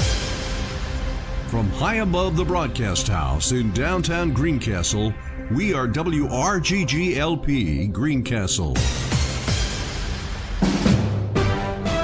NBC News Radio, I'm Michael Kastner. President Trump has decided to hit pause on all military aid to Ukraine. In a statement, a White House official said that Trump has been clear that he's focused on peace and that our partners need to be as well. NBC's Keir Simmons in Moscow. President Trump was posting a furious reaction to President Zelensky saying overnight that the war could last a long time. That's not, of course, what President Trump has promised the American people. So, without doubt, this is a crisis for Europe and NATO. The French president proposing a ceasefire plan, but it would need the agreement of the US and Russia. All this makes President Trump's hope for ceasefire less likely. The Kremlin declaring Ukraine doesn't want peace. Ukraine pointing out Russia fired thousands of bombs, drones and missiles at it just last week. It was Russia that declared war and invaded Ukraine. This word from Washington came just hours before President Trump's 25% tariffs on goods from Mexico and Canada went into effect. More from Alice Barr. We are already seeing retaliation from China and Canada. China says it will impose tariffs of up to 15% starting next week, targeting American agriculture. The tariffs will be imposed on products like chicken, wheat, cotton, and beef. Canada says it will respond with 25% tariffs on over $100 billion of American goods. And Ontario's premier said he would be happy to cut off electricity exports to the U.S. Canada supplies about 20% of the power for New York City, which would likely mean higher electric bills. On Wall Street, stocks tanked as the tariffs were looming. And President Trump is preparing to address a joint session of Congress tonight. He'll be speaking in front of lawmakers from both sides for the first time of his second term. Michael Kastner, NBC News Radio.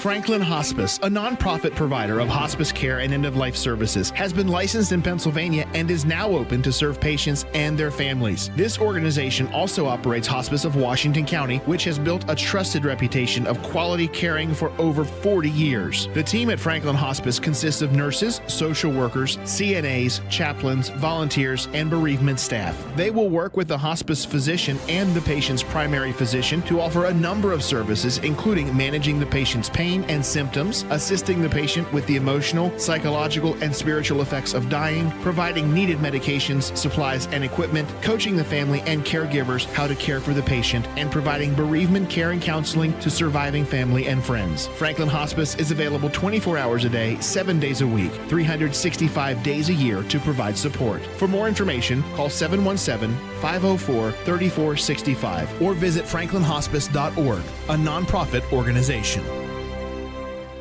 Right here in hometown Greencastle, you'll find always fresh, home-style salads made the way you like, prepared locally in their very own kitchen. That's Branded Meats and Deli, 102 South Answer Way in Greencastle. Macaroni, potato, redskin potato, cream slaw, coleslaw, and others. Looking for something for lunch or enough for the entire family's evening meal? You'll find it all at Brandon Meats and Deli. Having a special event? Brandon offers a large catering menu with a wide variety of options, including setup and serving your guests. They are open Mondays 8 a.m. till 3 p.m., Tuesday through Friday 8 a.m. till 6 p.m., and Saturday 8 a.m. till 4 p.m. Brandon Meats, helping to support the programming of WRGG. We at Tracy's Orchard would like to remind the community that we are now open year-round with our many varieties of apples, peaches, and other tree-ripened fruit. Tracy's Fruit is also available at Country Breeze on Route 11 in Marion, and will be pursuing other retail outlets. Tracy's Orchard, another proud sponsor of Community Radio WRGG. Are you born with destiny? Or does it just come knocking at your door? He's a young singer from Memphis, Tennessee, Mr. Elvis Presley.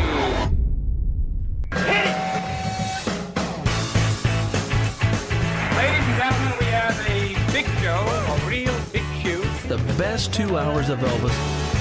Every Sunday from 2 to 4 p.m. And the replay Thursday nights at 10 p.m. on 93.7 WRGG. Blue Suede Connection. We are your Blue Suede Connection. WRGG weather. Now the weather forecast for WRGG. Dry weather today, showers tonight through Wednesday. For today, becoming partly cloudy, high around 58. Increasing cloudiness tonight, it will be breezy with showers developing after midnight, low around 47. South winds at 13 to 23 miles per hour. It will be cloudy and breezy on Wednesday with rain and isolated thunderstorms. Rain may be heavy at times, high around 62. South winds at 19 to 29 miles per hour. Mostly cloudy Wednesday night with showers and isolated thunderstorms ending around midnight, low around 42. And Thursday, becoming partly cloudy, it will be windy, high around 48. Northwest winds at 20 to 30 miles per hour with higher gusts. For WRGG, I'm Nowcast meteorologist Jim Vaughn. Currently 36 degrees, cloudy skies in downtown Greencastle. Humidity at 65%. Record high for today, 78 degrees in 1974. The record low, -1 in 2014. Second of 2 days for 2014. 27 to 47 is your normal temperatures. We are smack dab in the middle of that one. 6:39 in the a.m. That's when the sun came up. It'll set tonight, 6:06 in the p.m. 11 hours and 27 minutes of daylight. Again, 36 degrees at 93.7 WRGG. I'm Greg Hoover. He's Bill Gore. Thanks for tuning in today. It took us like almost an hour, a half hour to eat that donut. You're not done yet, are you? I'm still working on mine. Massive. 10,943 calories, I believe. Oh, I believe so. Something like that. If I did this right, I wouldn't eat it all the rest of the day. That's not going to happen. But, yeah. Anyway, we have to go back, Bill. We did not clear up our That's stupid right. is, stupid does.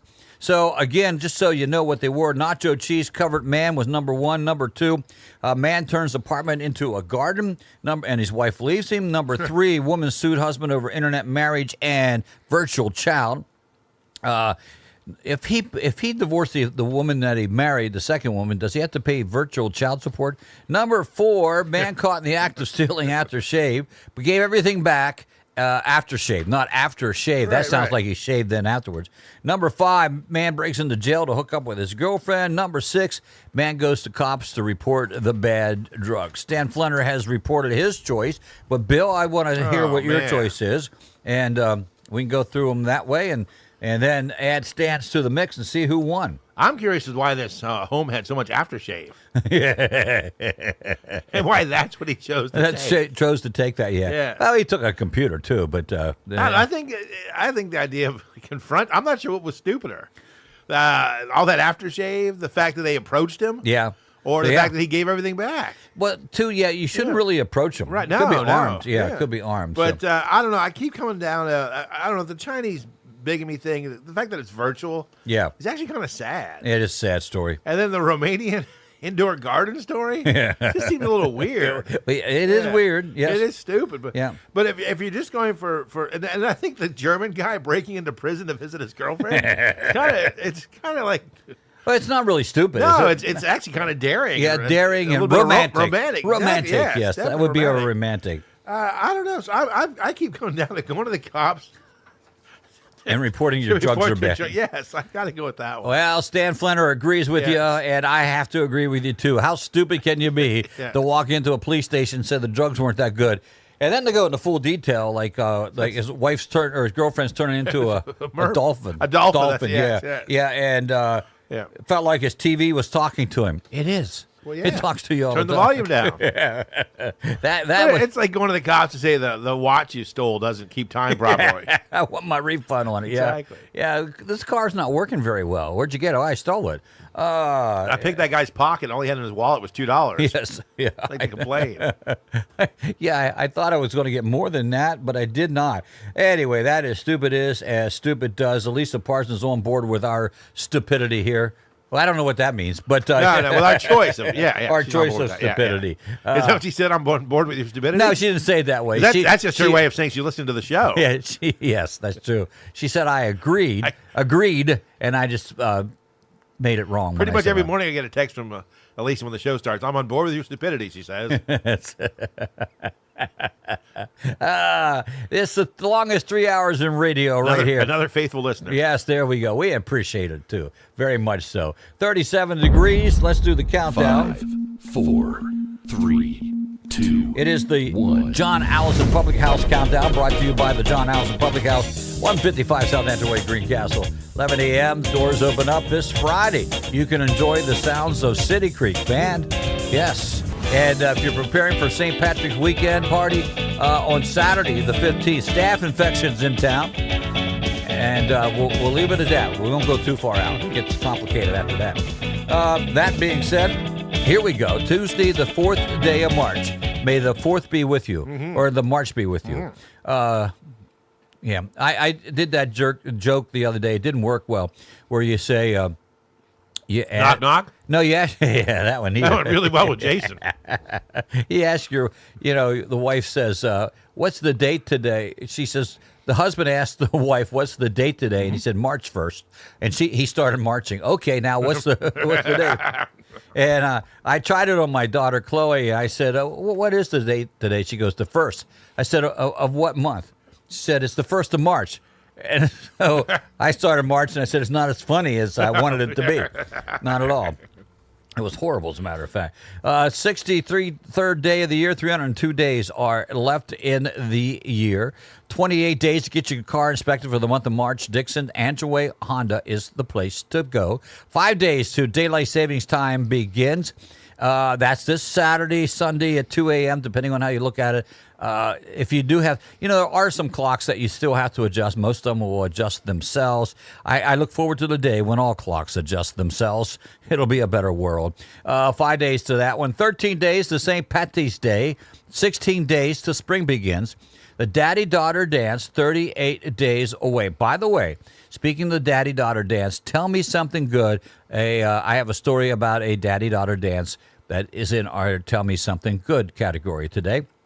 Lions Club pancake dinner or breakfast it could be dinner is now, let's see, it's 39 days away, 45 days away to Good Friday, Easter 47 days, Cinco de Mayo is at 62, the G Olympics in Greencastle 65 days out, Mother's Day is just 68 days away, Memorial Day at 83, 91 days till school ends. Our drive-by fun drive, but we do each and every year. We started it in 2020. So this is year number 5. It was successful then. We decided to do it again. We'll be on the front porch. You drive by and throw money at us. It's a lot of fun. 101 days till that event. Flag Day is the next day. We'll be doing it again that day, too. 102. That's the anniversary also of WRGG. Father's Day, 103 days away. Canada Day, 119 days. Bill will be celebrating that one. 4th of July, 122 days out. Old Home Week is now at 151 days. On the square in day number 152 away is the Florida Keys. Jason Cabler, 156 out. 153 days until the big WRGG / Old Home Week show at Green Grove Gardens, featuring not just the hubcaps, my friend. No, the fabulous hubcaps will be there. Haven't had them in town for a long, long time. It'll be good to see everybody again, and look forward to that concert. R Square in Greencastle, 311 days. That's pretty good. Better than the Chambersburg Square. So that's only like out a week, I think, right now. And 3,265 days we have been on the air for the morning show. This one is 1,975, 1,975th episode. Yes! 1975. Hard to believe. 115 of those in a row. Yeah. Yes, I'm here. I don't know how many days in a row. 2 days in a row, I guess it is. But I don't know. 74 days. That's what Mike Block owes us. Mike Block is a jerk. And as Bill says, we're running out of time. He's a really big jerk. Almost every other day now he has to be here, or he will not fulfill his obligation as he set forth to do. And we know he's the man of his word because he told us so himself. So that means he's got to start being here every day. Well, soon with that. So that's where we're at. Good morning, everyone. Here's the weather word for today. It's going to become partly cloudy. Well, it is. Increasing cloud. Well, let me do this. For today, becoming partly cloudy, highs around 58. Tonight, it will be breezy, increased cloudiness, showers developing after midnight, lows around 47, winds 13 to 23 miles per hour. It'll be cloudy and breezy tomorrow with rain and isolated thunderstorms. That rain could be heavy at times. Highs around 62, though. Southwest winds 19 to 29 miles per hour.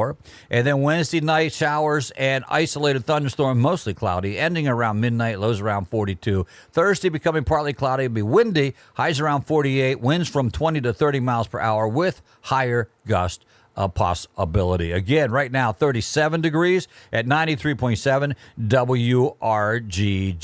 All right, here's what we do. Every now and then, some stories come across that are just not that good. You know what I mean? I do, yes. Yeah, yes. Just not what we think they should be. And we call them the worst stories of the day. So let's see. Let's see what. First one, WRGG's morning show still on the air. It's on the air. So here's the second worst story of the day. Yes. A 40-year-old woman was stung by a scorpion while retrieving her luggage at Boston Logan International Airport on Sunday night. The incident occurred in the baggage claim area of Customs. Emergency medical service transported her to a local hospital. While most scorpion stings are not serious, they can cause significant pain and redness. Authorities have not yet identified the type of scorpion involved in the incident. Now, do you think? To me, the craziest part of that, I saw the headline, was that it was in Boston. Yes. Yeah, not exactly. Not indigenous to scorpions. Exactly, yeah. So something's fishy there. I think so. I don't know. The second worst story of the day. Let's see. Eggs, milk, butter. Removed knife from neck. Check. A woman in Poland was stabbed in the neck with a kitchen knife while walking to the grocery store. What? She shopped unnoticed and unaware of the knife handle sticking out of her neck for 40 minutes. She found it later when she undressed to shower and drove herself to the hospital. Police said it was a random attack. Now, I've never been stabbed by a knife. Me neither, no. But I think I would feel it. Oh, absolutely, yeah. And two, if you saw someone in a grocery store with a knife coming out of the back of your neck, would you not say something to them? Excuse me, ma'am. Yeah, there's a knife in the back. Yeah, exactly. Wow. Or alert authorities to some. There's a lady back there with a knife in her neck. Now she's just shopping. Oh, okay then. That happens all the time. Right. What in the world? I don't get it. Well, that's like the knife in the neck is like some sort of Polish tradition. You can't. Excuse me, ma'am. You don't have a knife in the neck. You cannot shop in here. That's just weird. That's scary weird. Yeah. So the knife was. Excuse me here. Still in her neck. In her neck, yeah. Evidently, and a kitchen knife too. So like, what we're talking about, like how sharp a knife was it? I probably like a steak knife. I would think it was. And was it like just like the tip was in, or was it like the? Well, it could have been that far. It said knife handle sticking out of her neck. Okay, wow. Yeah. How'd she not know? And again, how did not people notice it too? Did she not know it was there? How did people not notice? Was she not bleeding? Was that? And then she doesn't notice, so she goes home and. Wow. She starts taking her clothes off and can't get her clothes off. Right. Something in my neck here. Let me look. Yeah. Oh. All right, Bill. Here's the worst story of the day. And now you see that previews of that movie Novocaine? No. With Jack Quaid. That's Dennis Quaid's son. Oh, okay. The premise of that is he feels no pain. Okay. And so there's all the. If you watch the preview for it, it looks like it might be a pretty cool action movie. It's also going to have some humor, of course. Right. The scene like where he's pulling a bullet out of his body. Hope it doesn't kill me, he says. I saw it. Dr. Kildare. Okay, yeah. That's how long ago we're talking about episode where the lady had to have some nerves removed because something was wrong. Right. And at the end scene, this was what I remember. The end scene is she's walking with somebody down the beach. And all of a sudden, she falls over and couldn't figure out why. He looks behind and sees a trail of footprints coming. She had stepped on something, was bleeding, didn't know it because she didn't feel the pain. There is some purpose for pain there. Absolutely, I think, yes, indeed. On that one. So, yeah. All right, here's the worst story of the day. Online betting markets have turned their focus on, what do you think, Bill? What do they turn their focus on? So, in terms of their customer base, or in terms of what they're getting people to bet on? What they gave people something new to bet on. So, like odds of something? Yes. Something to do with politics? No, it does not. No, the lifespan of someone. Well, Pope Francis and his critical health condition. I was going to say, fix somebody's health. Yeah. Wow, that's just that's horrible, isn't it? It is, yes. Platforms like Polymarket have seen wagers exceeding $420,000 on questions such as whether there will be a new pope in 2025, which country the new pope may hail from, and potential papal resignation timelines. Wow. So they're betting on their health. Well, at least they're not betting on the day he's going to die or anything. Well, it didn't say right. It didn't say that, but somehow I think it might. It might be on there. At least too. the ones you mentioned are It's okay to bet on that. No, it's not as morbid. Because they're talking about him resigning, not dying. They're talking about what country the new pope might come from. I get that. Whether it be a new pope in 2025. Right. And you could have a new pope from him resigning, not but if necessarily. You're doing days till he dies. Super Bowl squares kind of thing. You got to pick the day and month. Yeah, that's morbid. That's morbid. It is morbid. So there you. What's the over under on March 13th, Greg? Yeah. So we had 3 stories. Wow. Third pretty worst, bad. woman stung by scorpion at Boston. We're not voting on these. No, 'cause no, I already no, voted on I them. already know how terrible they are. Number 2, woman didn't know about knife and neck, which I think is the oddest story of the most. Yeah, that's just weird. It doesn't surprise me that they are gambling on the Pope's condition because they gamble on everything. Right. People are just that way. But I don't know. Little strange Very stuff weird. going on. Oh, my. Between that and stupid is, the stupid does. And, oh, man. What you learn on the morning show today, I tell you. Yeah, there you go. Plus, Hundreds people of things. learn names of bands that start with X. Yes. Including X. X, yes. And by the way, next week, my favorite Y band, Y. Why? That's what it is. Yeah, a couple strange stories here. Chinese woman unhappy that her son was unwilling to have a child, advertised online to recruit her grandson. The woman said her son had been married for 11 years and did not want to have children of his own. The ad read, I would love to recruit a 3-person family who have a little child as my relatives. After 6 months, if they are qualified, I will allow them to live with me. Then I can enjoy being a real granny. Oh, wow. Reminds me of a Simpsons episode where Bart was upset because Homer wasn't spending any time with him. Yeah. So he goes and gets a big brother. Okay. So Homer, when he finds out he's so angry, instead of spending more time with Bart to make it right, he goes out and becomes a big brother to another kid named Paco. Leave it to Dad to always do the right things. yeah. Homer is, well, really. Oh, he's Father of the Year. Yeah. Yes, there you go. So she wants to adopt a family. Adopt a family. Her son won't have kids. Yeah. Well, she needs to learn her son's not going to have kids anyhow. Oh, my. Eddie, let me see what else. He needs to find a woman who can have kids. That's what it is. I knew what she meant. Yeah, you know. You knew what she meant. But it was really strange on that one. So there, that one. This one's coming out, Bill. I thought you would like it. I know you're a movie buff. Oh, yeah. Phoebe Waller-Bridge to narrate and produce Octopus documentary. She'll narrate and produce a 2-part documentary titled, Octopus for Amazon Prime. The documentary will explore the journey of the giant Pacific octopus from birth to death. Oh, wow. How interesting is that going to be, though? Yeah. I'm laying here on the bottom of the water. Are we going to follow the same one? Yeah, going to follow the same one the whole way through. It's going to be about a 50-year documentary. Yes. Unless it meets an early end at the hands of a killer. Yes. Ooh, Killer whale. All right, yeah. The documentary aims to shed light on the intelligence and mystery of these fascinating creatures through a comedic lens. What's the octopus tell jokes?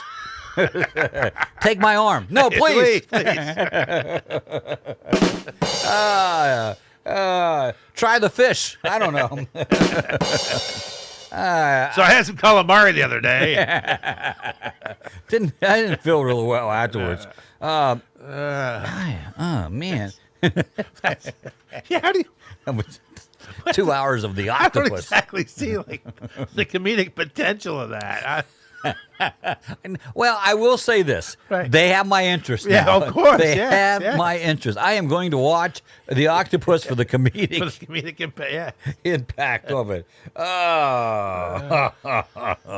Oh my. A survey of shoppers finds... Was it like spell dirty words when it squirts ink out? I don't know. Yes. Or is that a squid? That's a squid that That's does a that. squid Yeah, does it, yeah. Darn. That's the next one. The squid. Yeah. Squidward, as I remember. Let's see here. Squidward. He plays the clarinet. He does. He does. Snobby little guy. Ooh. A survey of shopper finds the most embarrassing thing we can put in our shopping cart. I'm thinking octopus. You were close. Yes. Condoms. Okay. Second, oat milk. No, I don't know. Hey, I'll tell you something I've never had any problem buying was womanly products. You know, because my wife's like, "Oh, can you pick up some pads, or whatever?" I'm like, "Sure." Sure. Yeah, and a lot of guys like, "You go and buy them." I'm like, "Well, yeah, it's for my." First of all, it's for my wife. Yes. Secondly, and I actually put them prominently in the car so everybody can see them, because it's proof to the rest of the world that I actually have a woman. Yes, because all those other women are clamming over you exactly, until they see that. Yeah, exactly. I get that. Hey, there's Bill Gore. I wonder. No, he's married. Look, that goofy guy has a woman. Yes, there you go. Here now, this one, we ask for them every holiday, but are your gift cards collecting dust right now, Bill? 27 billion. That's crazy. And unredeemed gift cards, unredeemed gift cards are just sitting in our wallets, purses, and junk drawers. Survey found that the $27 billion. Here's what happens to us a lot of times. We'll go to a restaurant, and when we walk out and Rhonda will say, we had a gift card for in there. Right. Yeah. And do it overly and overly. Right. I don't know. Or I end up with one, it's a $50 gift card. Yeah. And I go and the meal only costs like $48.50. Yes. So I've got $1.50 on there. But then you end up with like 3 or 4 of those. Yeah. It could happen to you all the time at trivia. Like, here, see if there's anything on this one. She goes, I know. So it had $1.17 on it. Okay. All right, buy that Coke for me. Yeah. We need to start using them more and more and more and more. Some of them have, I'm sure, passed the expiration date. Well, I think by law they're not allowed to have expiration dates anymore. Okay. All right. Although the funny thing is, at Christmas, I got both a gift card to John Allison and a gift certificate. Oh, okay. Now, the gift card, of course, doesn't have an expiration date. The gift certificate did. Oh, okay. So I don't know if it's on paper. Maybe it can. I don't know. Well, yeah. Only on paper. And I know a lot of people, they knock the idea of a gift card as a gift, but I don't mind. I don't mind them at all. Especially if it's a place that I'm going to go to. Right, right. My kids are to the point that's, Yeah. My wife actually likes like Kohl's and Bath and Body Works. She loves getting those as gifts. Well, and the thing is, unfortunately, and I feel bad sort of feel bad, not real too bad, but when we want something, we go buy it for the most part. So our kids at Christmas or birthdays, like, whoa, we don't know what to get. Here's a gift card. Right. Because then we know you go here or there or whatever the case may be. But it is the remembering to use them. I guess, I always thought when restaurants thought about it, like, oh, man, we got to write this card up, but they're making money for the most part. Absolutely. For the most part, they're going to make money off of it. One or two things are going to happen. You're going to use it and spend more than it is. Oh, exactly. And, right. And they already been paid for it. Or two, you're never going to use it, and so they just made a $50. Oh, exactly. Yeah, they've made a profit off it already. Yeah. I'm going down to John Allison, tell them they owe from the profit they made off of that one. Oh, my. It is 8:29. Good morning, everyone.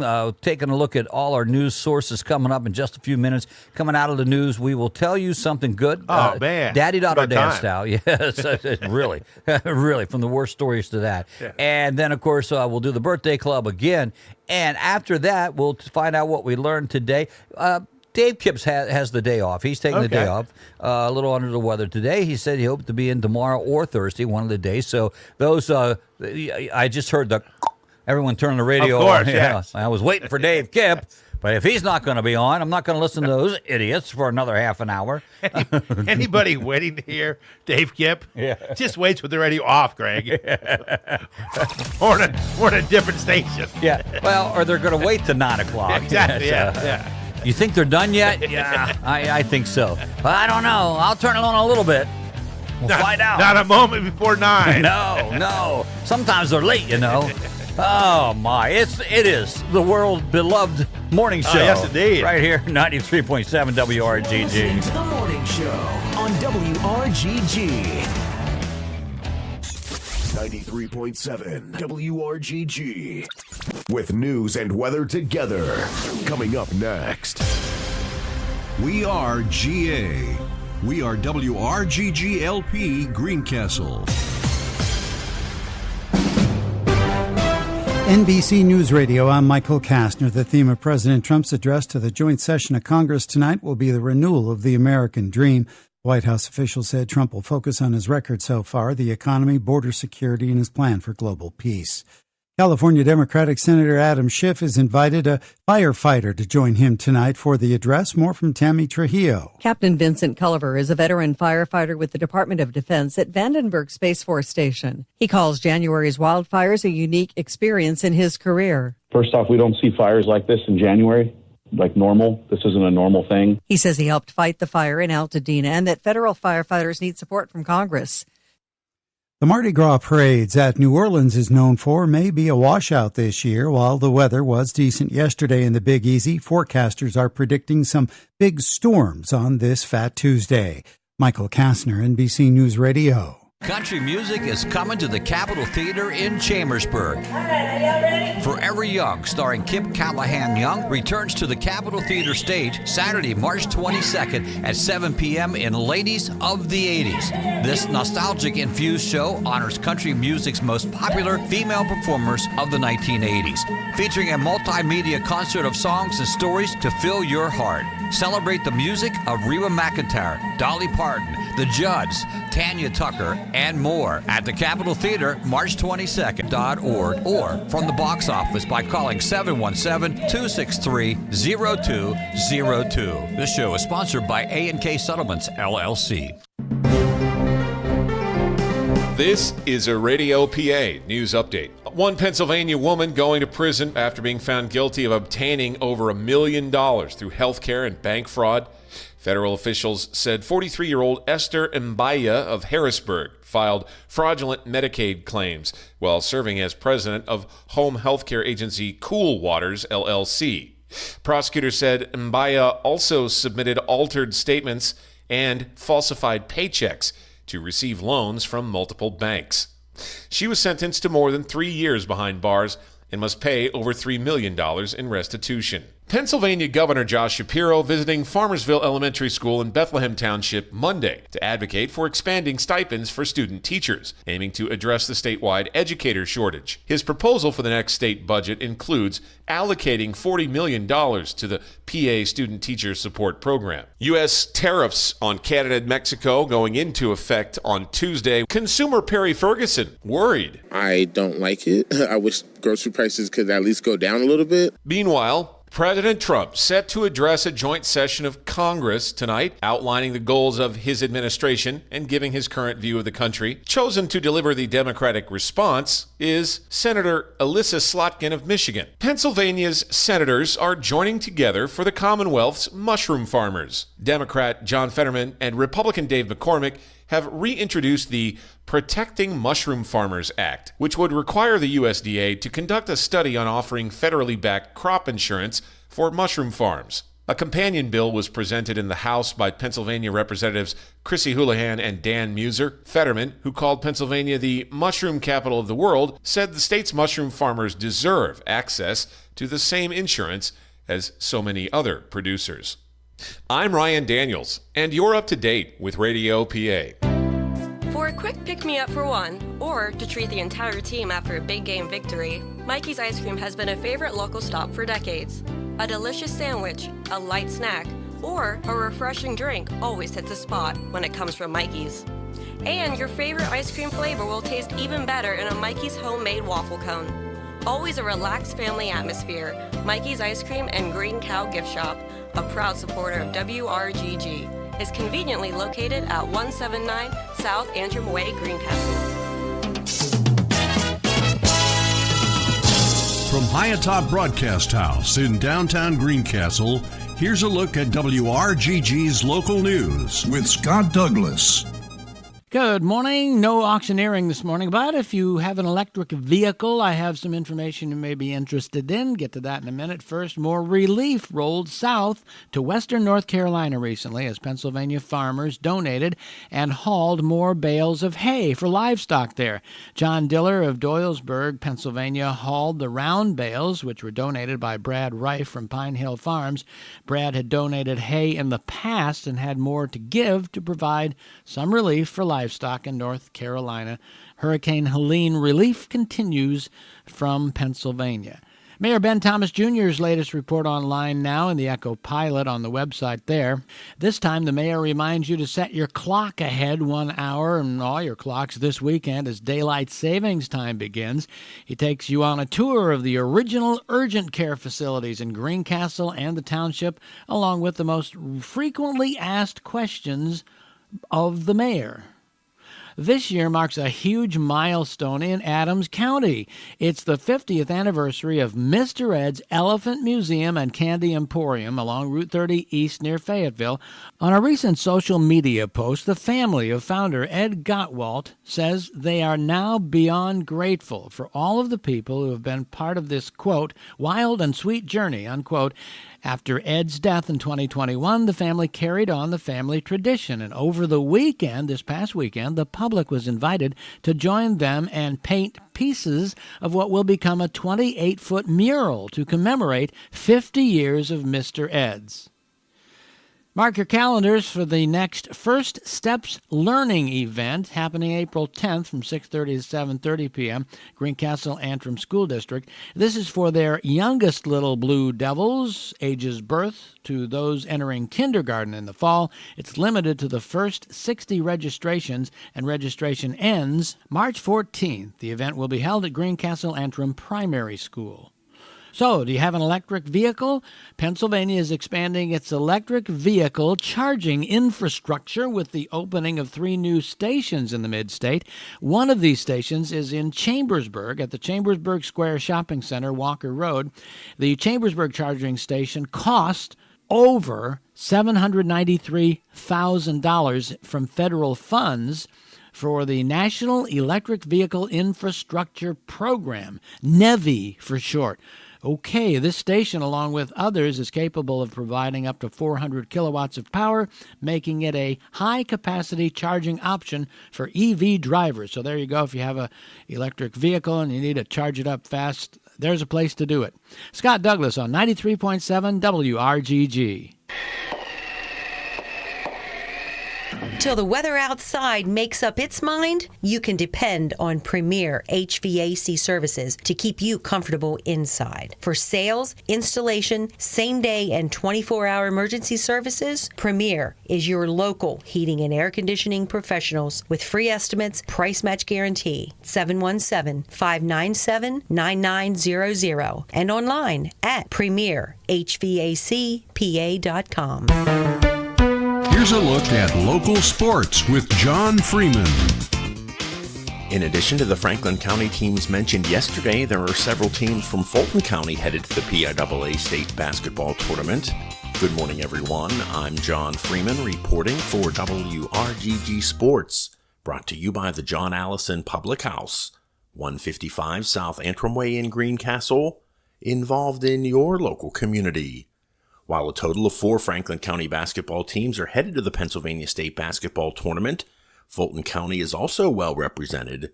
In the boys' single-A bracket, Forbes Road High School will be at home Friday as the number 2 seed from District 5. They will host District 9's Cameron County High School in a game to be played at Forbes Road beginning at 7 p.m. Meanwhile, in the boys' AA bracket, District 5 champion McConnellsburg will also be at home.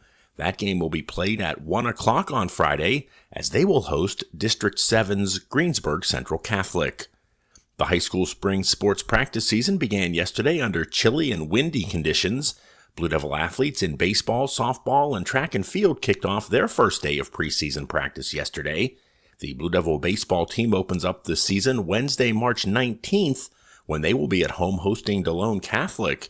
Meanwhile, the girls softball team will be on the road that day to face DeLone, while the Blue Devil track and field athletes will see their first dual meet take place on Tuesday, March 25th, when they travel to face Gettysburg. Finally, this morning, the Greencastle Antrim Unified Bocce team, who won the District 3 championship in late February, will hit the road today to Juniata for the Pennsylvania Regional Unified Bocce Tournament. That event is scheduled to get underway this afternoon at 4 o'clock. That's a look at sports for a Tuesday. Have a great day, everyone. I'm John Freeman reporting for WRGG Sports, brought to you by the John Allison Public House, 155 South Antrim Way in Greencastle, involved in your local community. How many number one songs can there be? If you guessed one, guess again. WRGG's library is filled with number one songs from the 50s, I'm in love. I'm all shook 60s, and everybody calls it the Sugar Shack. and 70s. Tonight's the night. WRGG 93.7 and on the web, WRGG.org. WRGG weather. Now the weather forecast for WRGG. Dry weather today, showers tonight through Wednesday. For today, becoming partly cloudy, high around 58.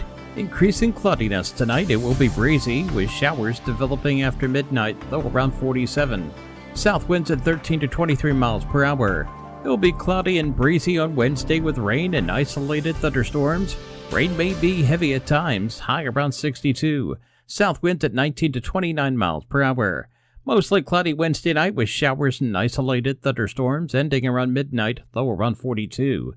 And Thursday, becoming partly cloudy, it will be windy, high around 48. Northwest winds at 20 to 30 miles per hour with higher gusts.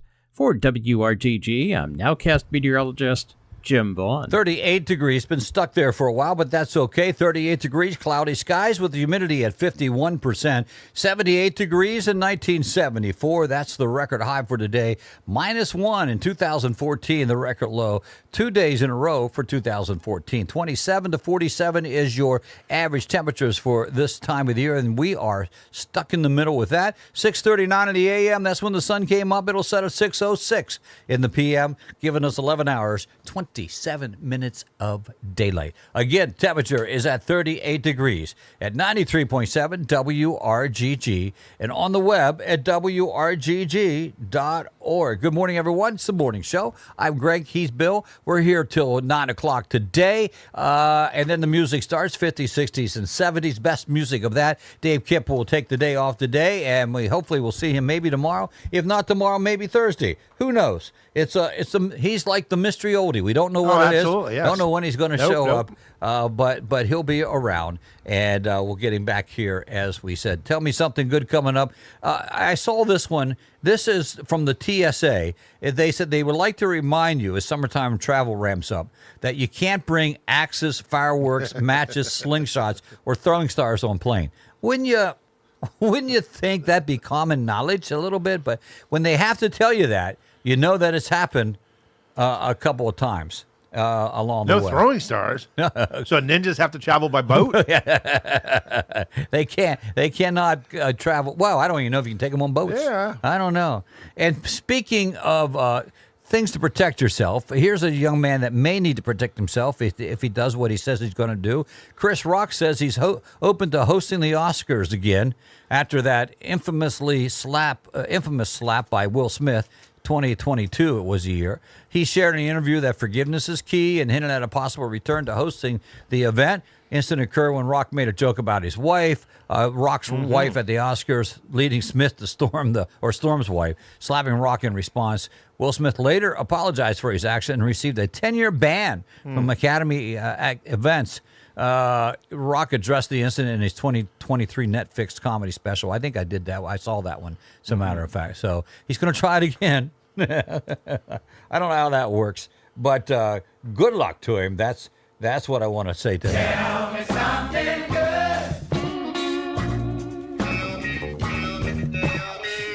All right, so we talked about the daddy-daughter dance in Greencastle coming up in April, and a 10-year-old girl waiting for a heart transplant missed out on her school's father-daughter dance. So the staff at the hospital recreated the magic in a hospital. Ava Cooper was born in 2014 with several heart defects and had her first open heart surgery when she was 6 days old.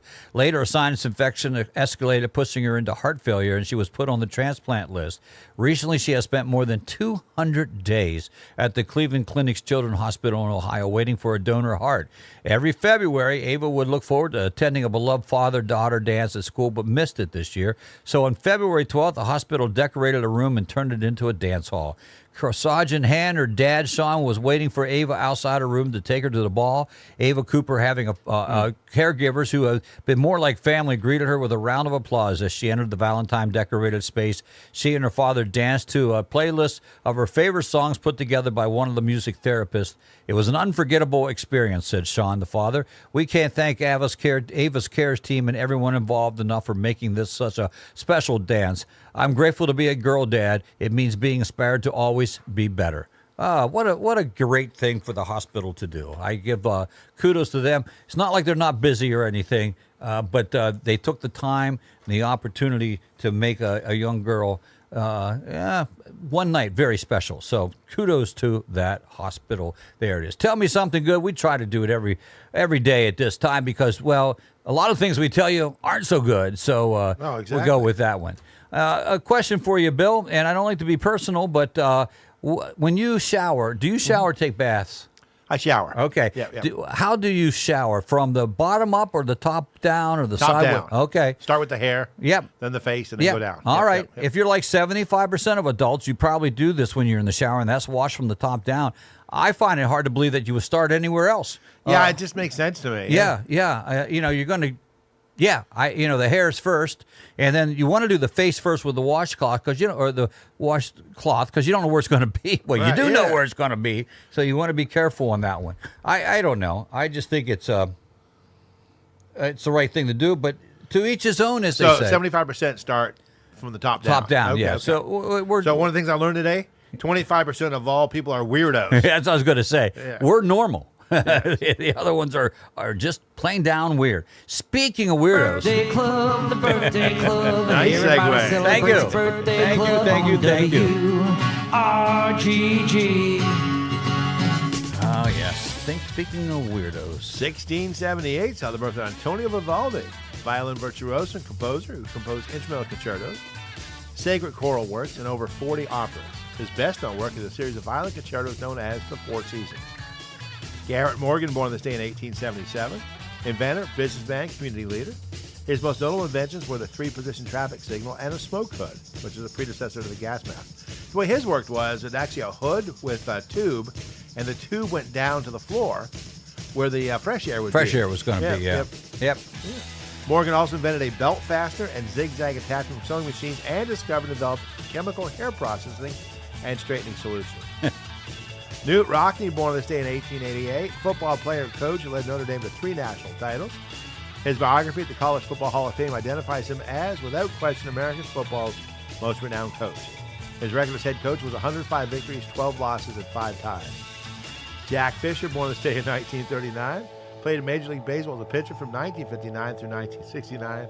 He is best known for giving up a few historic home runs, including Ted Williams' 521st in his final Major League at-bat, Roger Maris's 60th home run of the 1961 season, which tied him with Babe Ruth, and the first home run in the history of Shea Stadium, which was hit by Willie Stargell.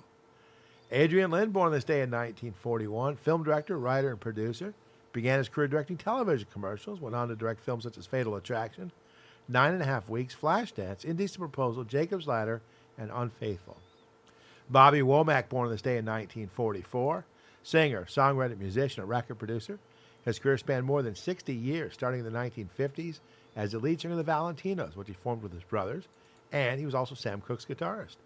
He's known for songs such as Across 110th Street, If You Think You're Lonely Now, and I Wish You Didn't Trust Me So Much. The Rolling Stones cover of his It's All Over Now was their first #1 song in the UK. Womack was inducted into the Rock and Roll Hall of Fame in 2009. Shakin' Stevens, born this day in 1948 as Mike Barrett, singer and songwriter who was the UK's biggest selling singles artist of the 1980s. He is known for songs such as This Old House, Cry Just a Little Bit, Oh Julie, and Merry Christmas Everyone. Merry Christmas Everyone has re-entered the UK singles chart each December since 2007. Catherine O'Hara, born this day in 1954, actress, comedian, writer, and singer, who got her start with the Second City Comedy Troupe in Toronto, went on to star in SCTV, for which she won an Emmy for her writing. Her films include Beetlejuice, Waiting for Guffman, Best in Show, A Mighty Wind, For Your Consideration, Home Alone, and its sequel, Home Alone 2, Lost in New York. She recently started a television show about a creek. Patricia Heaton was actually about a motel, but A motel out of town yes. named The Creek. Yes, 1958 saw the birth of Patricia Heaton, actress, comedian, and producer. Best known for her television work is Deborah Barone, Everybody Loves Raymond. Frankie Heck on The Middle, and is the host of Patricia Heaton Parties on the Food Network. Among her producing credits are the films Mom's Night Out and Amazing Grace. Michael T. Williamson, born on this day in 1964, actor known for films such as Forrest Gump, Con Air, Ali, Lucky Number 11, Three Kings, and Fences, and the television shows Boomtown 24, CSI New York, Chicago PD, and Justified. He began acting as a child, appearing in episodes of shows such as Starsky and Hutch and Hill Street Blues.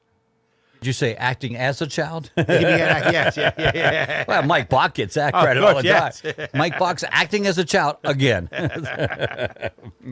1965, so the birth of Paul W.S. Anderson, film director, producer, screenwriter, whose movies include Mortal Kombat, Resident Evil, Event Horizon, Alien vs. Predator Soldier, Pandorum, and Monster Hunter.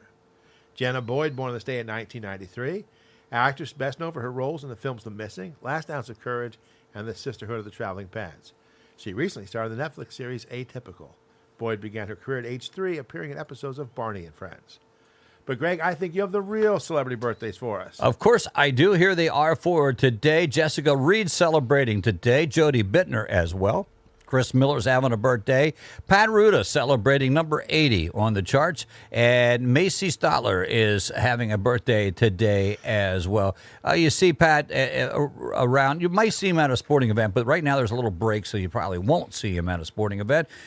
Chris Miller, Jessica Reed, we did that. Jody Bittner, Macy Stotler all having birthdays today. You got a birthday you want to celebrate? Here's an easy way to do it. Go to the WRGG webpage and go to the section marked Birthday Club. Fill out the information there. We'll get it. We'll put it on the list. We read it before the 7, 8, 9 o'clock news, Monday through Saturday. Celebrate your birthday with us right here at 93.7 WRGG. Love to have your name on the Birthday Club. It's a huge birthday club. Almost everybody in town. Well, I shouldn't say that, but a lot of people out of town as well. Oh, yeah, so absolutely. it works out really well that way. We like it. We like it like that.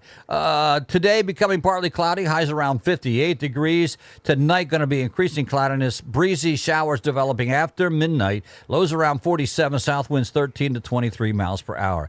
On Wednesday, cloudy and breezy, rain and isolated thunderstorms. Rain could be heavy at times, highs around 62, winds 19 from the south to 29 miles per hour. Wednesday night then, showers and isolated thunderstorm, but mostly cloudy skies, ending around midnight, lows around 42, finishing it out Thursday, becoming partly cloudy. It will be windy, highs around 48, northwest winds 20 to 30 miles per hour with higher gusts. Again, the temperature sitting at 40 degrees at 93.7 WRGG.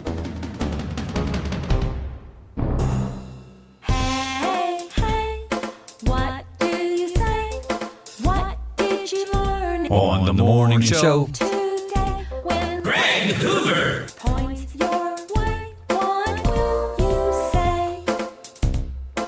Well, Bill, I'll go. I'll point your way. I was going to start with, let's see, if you create an altercation in a restaurant and then cover yourself in nacho cheese, Yep. you'd not be surprised if the police can identify you. Yeah, and they're going to catch you. They're going to catch you. Yeah. Somewhere along the line. I learned to watch out for scorpions in Logan Airport.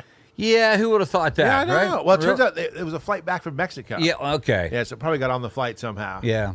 Did it have a ticket? I don't know. It must not have gone Better- through security. Better call ICE. Now we're going to be deporting scorpions.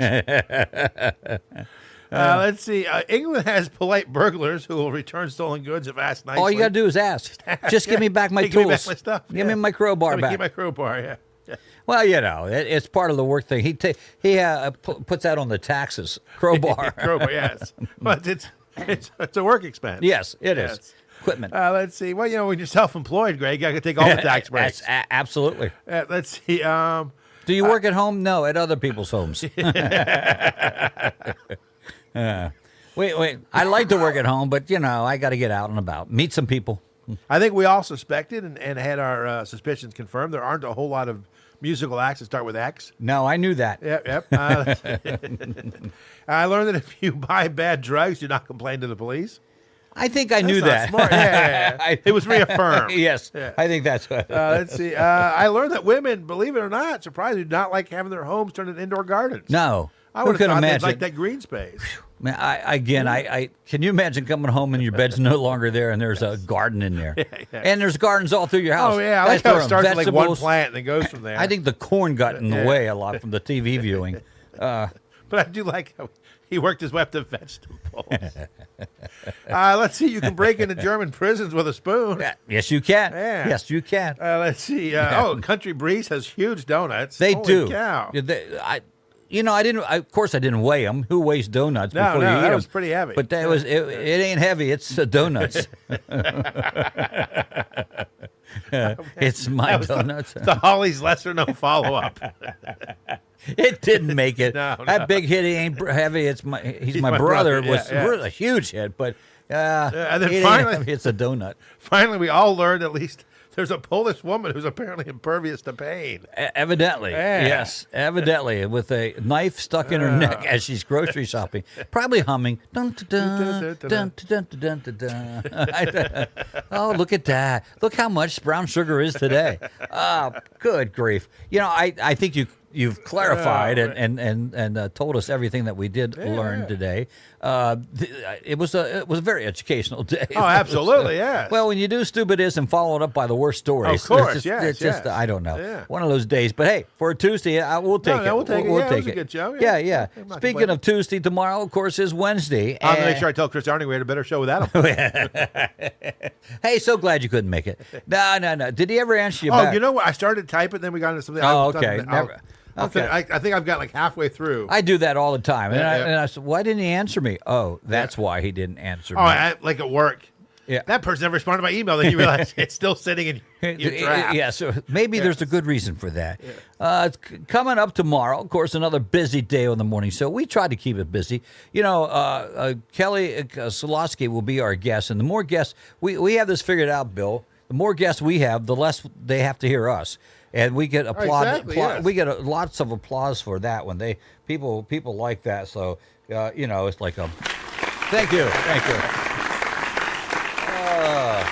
Yes, we like it when you guys don't talk as much as you normally do. But tomorrow morning, I hear that all the time. Yeah, well, yes. Can we just get guests in for like 3 hours? Why do you guys have to talk? Yes. Wednesday, Chris and Jason are back to discuss their top 5 favorite books. I mentioned this yesterday. I'm going to mention it again today, and I'll mention it tomorrow. I'm not a big book reader. I read when I had to, and I read a lot of things that I had to read. And I read a lot of articles now. Right. Yeah, it's more. I just more articles. Not that I don't have the attention span or even the interest. I just don't know that I take the time to do so. But we'll find out what our top 5 books are tomorrow in the 7 o'clock hour. Kelly joins us in the 8 o'clock hour. It's always fun to hear from Kelly about what's going on at the Capitol Theater. That should be a great segment. Thursday, it's Vern's Day. Jackie at the mic, and of course the one, the only Vernon McCauley. Now he doesn't have his magical shopping cart of savings, but I'm sure he will have something interesting to parlay upon us. Oh, of course. Yes. Absolutely, yeah. And then Friday morning, of course, Jason joins us again in the 7 o'clock hour if he's feeling well. And, he did spend a little time in the hospital, but he's back out and sounds pretty chipper today. Yeah, that was concerning. Yeah, it was concerning. He's concerning. So just to put it out there, he's concerning that way. And then in the 8 o'clock hour, it is Janet Pollard from the Visitor Center of Franklin County. Always interesting to hear what's going on in Franklin County. And I shouldn't say you'd be surprised because you won't be, but you will be. Right, There's always something that you don't know that's going on here. There's a lot going on. And oftentimes when it's in your own backyard, you're not even aware of it. No. People coming in from everywhere. And, And people are like, why would someone want to come here? Well, you grew up here, so it doesn't seem like it'd be something. Right. It's like I'm always amazed when you go to the beach. The beach. Yeah. And the people who live there, who work like in the hotels and restaurants, there's nothing to do around here. It's the beach. It's the beach. You don't need anything to do. I've even had, why do so many people keep coming here? I'm like, it's the beach. Well, and I say that all the time to Rhonda. We'll go someplace. She goes, wouldn't it be nice to live here? No, because then it wouldn't be nice to visit. Right. It's you're used to it. Arizona may be, or whatever the case may be. Well, and Janet will tell you that one of the biggest frustrations from the perspective of tourism is when people come to like Franklin County.